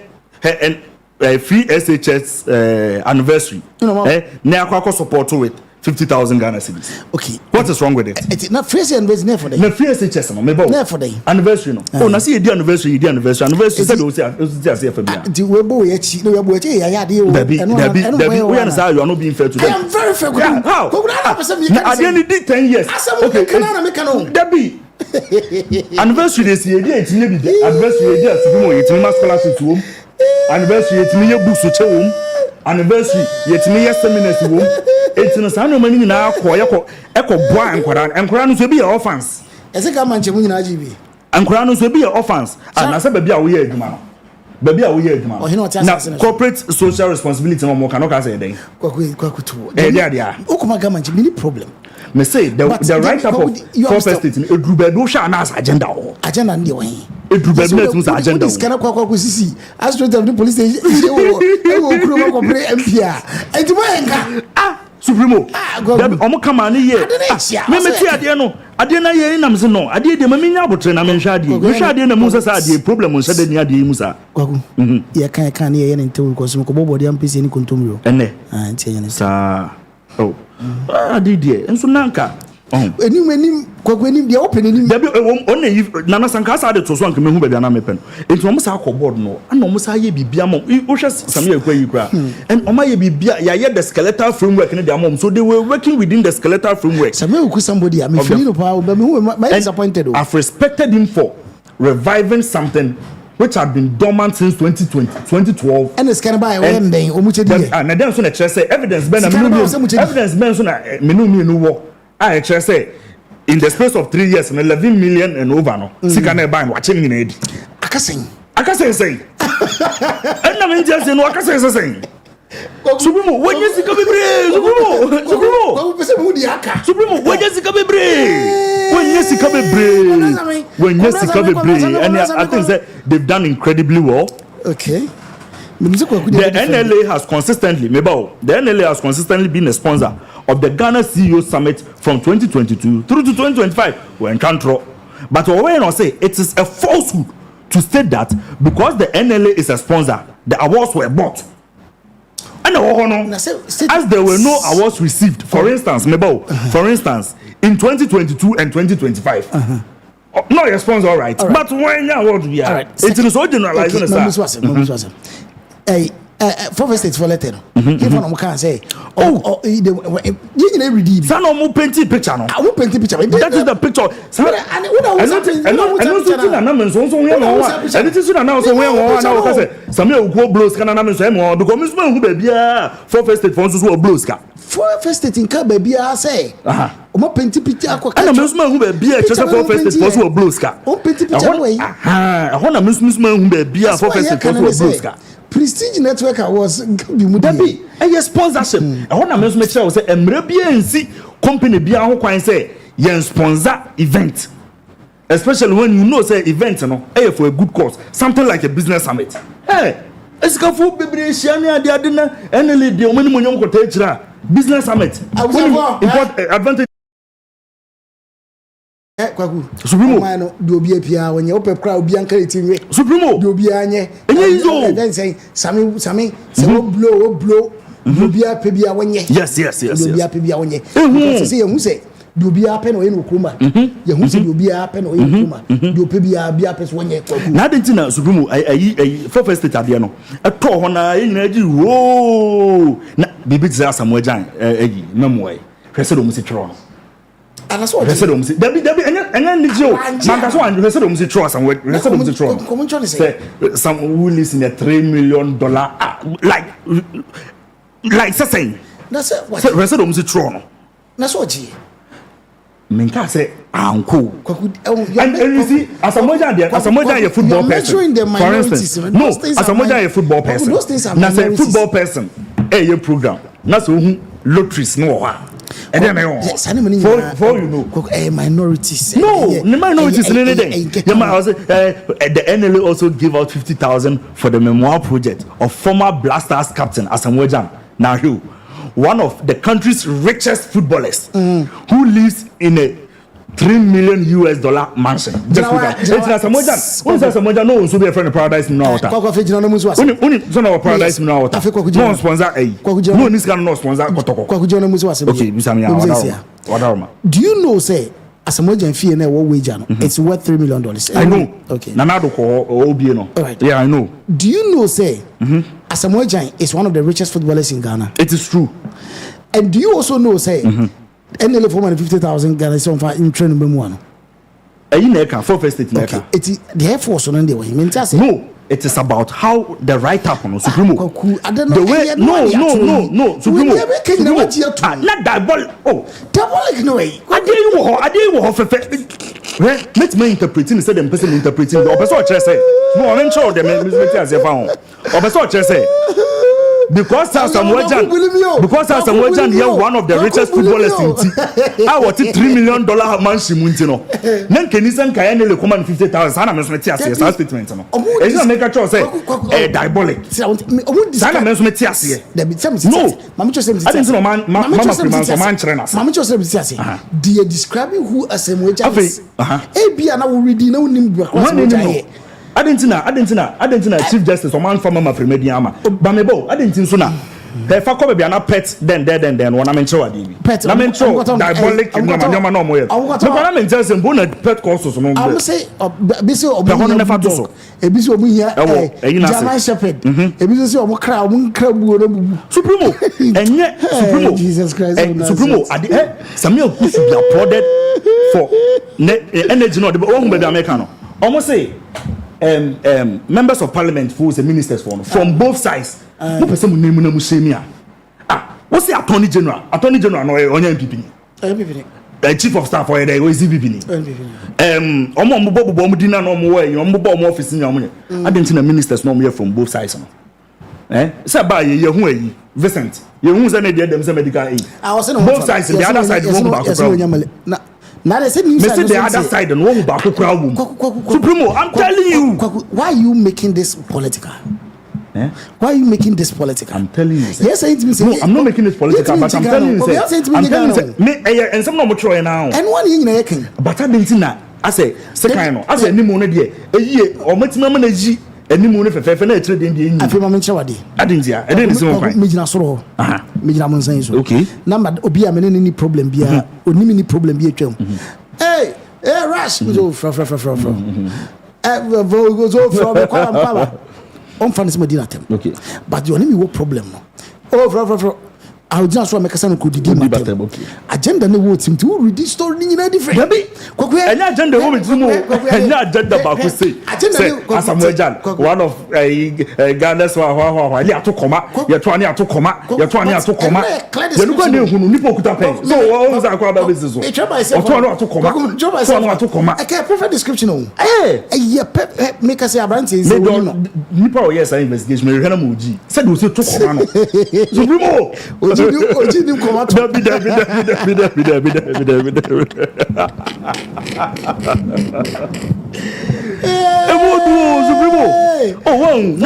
oh, after Chief Justice in the picture, and I say, wow, don't care the idea. Supremo, a good cause. But Supremo, on a more serious note, donations and sponsorship with here. And who? Not yet, say, as a Mojan. As a Mojan or Paradise in water. And in the end, that's what we got into. Sa kotoko mo be sponsor any ade so what agenda na we dey fa o there be o omo kasa o no say o say Brad friend as a Mojan Oba Ghana one of the richest footballers or one of the richest if you team mpo is about $3 million intino can send this kind of call o say that's what they say they describe who as a Mojan is and so what your man say 50,000 you 50,000 from coach no memo but no can send your call there be en cancer yeah come be scan ko baby scan so then what are you exposing any kwase ko ni gina wo ejina mimi but no so wedi wo so blow cash no no say na kan 50 ni nyina ko ye de but so blow e ko ye de na omu hwa na ba be ka cho say na be different conversation so what kind of sad na be different crowd when chief of staff what kind of sad na say are different crowd say ko ye de na say different to be honest but could be it mean scam na broso kwaku but Supremo, I didn't know yen so you perceive a frowning on the partners and me who also saying say me who ABCD no I went to the board ana ye check ye share said the besi aye you know ana ye say me ye we nso nka ho adenti na ono na no ye CEO no no or she board ase and also can board be ho wo ye adwuma adenti no ne part ye besi betie no be one side as some of the abade ye no ne de asa fi no de aba no de ne nka so oboa. But you are not giving attention to what he has said and everything that he has brought out. And I think that fantastic guys. I mean, go back to my friends. Oh, now my bonabaso. Supremo, come bonabaso. Supremo, what me ya wonders pass CA. What me ya wonders CA. Now why ya wonders? Supremo. J. Oh, Supremo, manko. I say, in conclusion. I want to conclude by alluding to reports from the World Lottery Association. By the way, which indicates that WLA member lotteries contributed almost $83 billion to fund good causes on average in the last 3 years. Blah blah blah. These funds support education, care for the aged, grassroots sports, and respective communities. The NLE, a member of the World Lottery Association, African Lotteries Association, and European Lotteries, primarily through my influence and the hard work of my then staff and management team, has replicated the same by touching the lives of many communities, individuals, and institutions through the building of recreational centers, a fact, sanitary facilities, a fact, mechanized boreholes, a fact, and refurbishing and new mechanical sanitary pass bay 2000. Hey. Sufumo yeyane ujabo sameuku anasa Bill Gates Foundation mu nyina akọ Bill Gates mu nyina akọ da so jiska e odun wani sika ba mo fa ya the omuji donations omuji yen kasa Bill Gates one of the world's richest one and to come out. It's quite sad say anano mkutwa tu show bi amon say scan say wore ko e da bi onti ne fa no lottery it's in a friend lottery. Ghana business summit now. Personally, I feel that it's something also or more adapted for 3 years, 5 years. Supremo in some agenda in some Obeka. Is your money? Oh, that be Supremo money. Obia Bune agency. And I said no, anyway. That is the Samuel Kunsukoya. Now, you've been so many way or more running at loss. Supremo. You've been so many way or more running at loss. Not a comment, most of them did not go my name. Oh, sorry. Facebook and YouTube, most of them. Okay. And some booms are. Oh, my day. I think say it be a topic tonight. I can't want some now. Oh, okay. I think nay CG. Okay. Nay CG, dear no. Okay. Rashad, Supremo, what did Nanado do to you? Nanado, Anna. Aye. Anna Clifford and so wood in Srepa. Oh. Can you say a good word when you who? Or no, Angiano. Was it? There was a good word when you who. Wait a second, you know. Never wait, yes, he didn't. Apart from 3 years, and no cranies, on my Clifford. Hey, Clifford did down twice. Ubio, I used to be asking for near you, Nancy, so for our child, Pastor Rashad. Whatever Nanado has done to you, we apologize on his behalf. Anna, okay, Prime Minister, be asking. How can I say Gabi a Prime Minister? Shall I say in country say Ibrahim Mahama so a Prime Minister? Ibrahim Mahama a Prime Minister. What I say, brother? Okay. Now Gabi the name. And the minimum. Okay. Kwakuna abachi watch minimum. Asu-B is a but we are not the politicians also. So NPP politician. The government also receives some other donations. Corporate institutions have a corporate social responsibility. It's an agenda. Elon Musk companies receive donations. So who is doing the agenda? Agenda and the Sharon so now. Sure. Well, what did you have to do? Shawarma. So a jar to also that catch me say at the university sit down now. One catch me. Say the rest of the paragraph this sit down now. I just left Madam Yamaka. I'm not sister baby pen. It's the rest of the sit down now. Or more didn't know more with you. But baby mom do that show. Rush Hour for. Mama cha best door to Rashad. They fast. Best door to Rashad. Say, make a choice of number free UK at the back Ghana and one the best deal door-to-door shipping from UK to Ghana and one the best deal door-to-door shipping. And one so form numbers in our from baby we are UK never be funny man. Never be our Ghana be so the Abama enya shape. Sana 3P gallon make us make can show say who baby to Joe, who baby to chon. Na so timi say we dey mu dey me cost we dey or blood pressure was so sugar level no was so and one 3P gallon measure o dey so be from numbers 0249288824 so be so to be good shop yes dey abubre ni e ba shop bia obenya bia to Accra bi ho ko for dey Kumasi ho ba bia e bi ho sa so na Asylum Fashion School say me kan cho say ma oba na we school man ntina fie no kon kwanje we dey kill them we dey bumper them we dey them debi man remember suade pam e ma de pam but take time that been making be baby omra mission bi ewo Asylum Fashion School okuma say Methodist Center no eho ana from number no mo ni nkomo no omomwo sa na v construction say brano so fie no mo e be see fie no from beginning to end e dey am unya problem bia dan ye see wie na damness ni problem mo e no so e be solve na ya sort to e dey am and Asbo Enterprise POP hine no and Asbo Enterprise POP hine no the whole Ghana on a POP ma POP ni gina no hwe wie ma tim say ma bobra fa number ne frɛ no interior deco bibia obe ne kama e di ama lazy tomato mix so se men kan cho say tomato mix papa na wo pe tomato mix papa na wo pa ukodwa so akase me pe lazy tomato me so pe do to anu from number no na lazy sheto so e wodwom kona kwaje wo de sheto papa gani authentic sheto no kona kwaje wo de na so fedi wodwuma bia na me kai wo say Executive Senators International School I challenge I friend SS Executive Senator International School challenge I SS ya jinipa ya jenkra school ya nkran kwa exchange program America, Germany, France, Italy, Britain ebisu free hono moba American school from crèche up to GHS there and one Executive Senators International School ya wakaswa timber market opposite Bena filling station one year until I found number no frame now so what the obano aba hobi kwa so na me kuso kaya man for say Mama Becky Mama Becky na you know on the 14th on the 14th of November we go so bomb kai Mama Becky of Edumfa prayer camp. Yes. Mama Becky of Edumfa prayer camp. I want to see we free you know ekoso Edumfa wa na on the 14th of November and the BBA bekoso. Inti abusia ye tunsa free BBA se omekan yo. Kwa na bakora Paul na Nyame aduma definitely nyame aduma nyambo ochina. Ai. Na sa kwode nyumbe na enim to. Sa kwode nyum. Hey Obide number 1 I'm the best MC then and the Sak Nation for an anthem national anthem and your anthem obala what the way we say Obide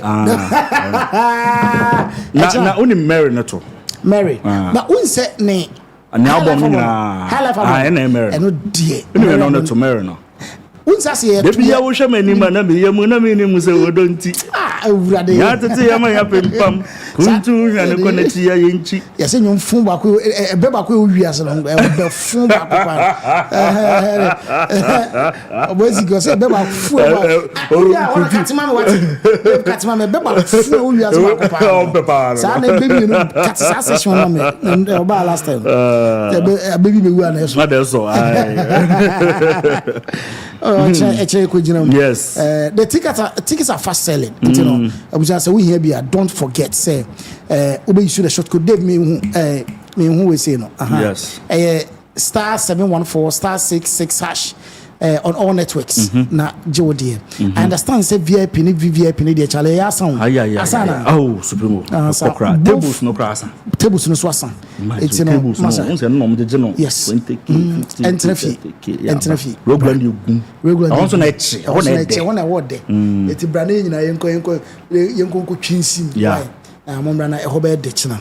Eti Rapolic koso. Kwa supremo. Bibia ni obi. There be supremo. Me boss before I say about no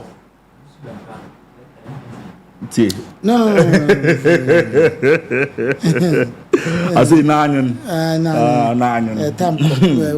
tamko kwaku Supremo. And then you can say best start your foundation. Yes. You can go Monday. You can go Monday. And you know message. Monday you can message. From the Momo. Me no dey Mr. Tia. Mr. Tia. December there party with the widows. You started because also started Tonyoma. Yes, also started Tonyoma. See was here October moon. Also started Tonyoma. Here October. It's a rush hour party with the widows. And check near starting. It's a bushafo. Obi amwan ho. Nyame adoma Monday be start na ye be di ho komo. Nti se em ba nyina no. Ketua bi ensa. De be obi bi mu de mponche nyina ba.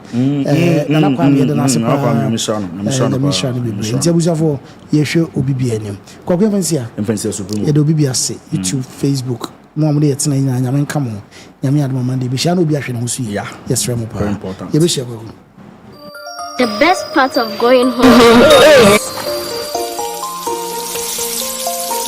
is family. Sit up! Hey, mommy, my wife is cooking something delicious. Where are you? Lizzie hot pepper sauce, spicy. Bona yete, Lizzie, oh Lizzie. Lizzie The Sito is Sitole. Lizzie Shito, overfill. Lizzie Shito. Please, can I take some to school tomorrow? Yes, my son, you can. Lizzie Shito dear. Ebesu obiasu. Lizzie Shito hot pepper sauce. Yes, spicy and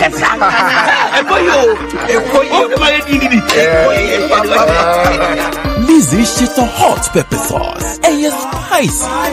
For bulk purchase, kindly contact 050-168-3344 or 050-155-0998. This advert is FDA approved. Ladies and gentlemen, welcome to the Big Mama Cooking Show.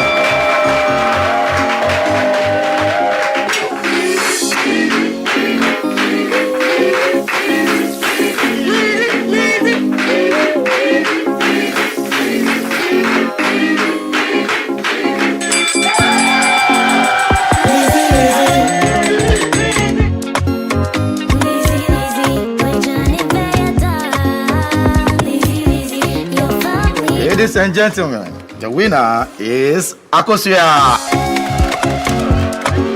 There you have it, people. Lizzie tomato mix makes for tasty and delicious. The secret to this winning meal, be it your abe, in cotton coin, in crack, wukontomre, wujollof, and diani bia ube here tomato mix no. Kaise, Lizzie tomato mix makes food delicious. Can we eat? Lizzie tomato mix, your family, our passion. This advert is FDA approved. Yefemna na kwa me taxi driver na enkane na misisi eso misisi na kame na to na twetweme binya 3p garlic misa no aboa me pa That's a miracle be wadro no just ma funu kra so de sia twimi ankasa me humi esi so first me humi ana esi so obeka se de bibi hye me so bi no ni na ye normal ni bibi na ti no ti pa me sa 3 days ni na edona ankasa de nyankopon de ayi bia ho de chema ayi bi enya sam ketwa ana se we de me fro aka so na me fa nhye me nkwa me me de abe fa 3 years ni ana ase me gina ho a me na mu sisinya hye me kwa me de ameko bia mu so much me duru abe 6 years ni o tema sisi am ye maji se ene me jaina tayale na nkumi preko ene 4 days ana me koto 3 garlic mixture ni tema me kase yankupo no yam se ende ya me no kase me ho atomia me din wa me ntiase 3p garlic mixture ubenya bi wo mamu pharmaceutical shops and herbal shops Fred Piwak e wo 02489288824 and 020100002 Adorful. So per company albeit me ade wo ho ato omo so eba no adansie ene ho dwumedie bia dia enwa ene Zion View Construction and Services eba no general building construction say yensi dan fit scratch enko na wieye na enye de wakoma pedie enwa ne Zion View Construction and Services eba no dampness treatment say walls ho na cracking ensuo elikifa walls ho tino ama apoto bibre age wo dan no aboso dia Zion View se men kan chew say obe apply waterproof coating e de ama external and internal walls no sene be ya wonso no obetimi afa wodan no ho afa na apotobibre nyina nso aclear e de ama ebiemu no seba no Italian graffiato se wo si abefo de ya baby a wo ho access scratch lines ne nam ho fefefe and nso no omudi sa dwumade no kama stamped concrete for compound se wo pe concrete papa e de aya o compound a e be che na be san so aye fe e de ama odia fashion Zion View Construction and Services omo ensa ebano epoxy floor me pacha so ope epoxy floor papa ope de beche e de ama ope de hoho etunan e de sofia obeka se emom o floor si eyefe so ope e de ama garage floors basement countertops and na simple no ope ne so commercial dwumede bia udi se bank bi na wusi restaurant bi na wusi hotel bi na wusi enoa ene Zion View Construction and Services so what Ghana anase amano no dia na ope company a ombe sofie no SSC Diamaudia. Me patcho for numbers we sing 0543 123829 0543 123829 and I say 0249 711659 0249 711659 so we share Zion View Construction and Services BMUSUA obetimi akọ omo website so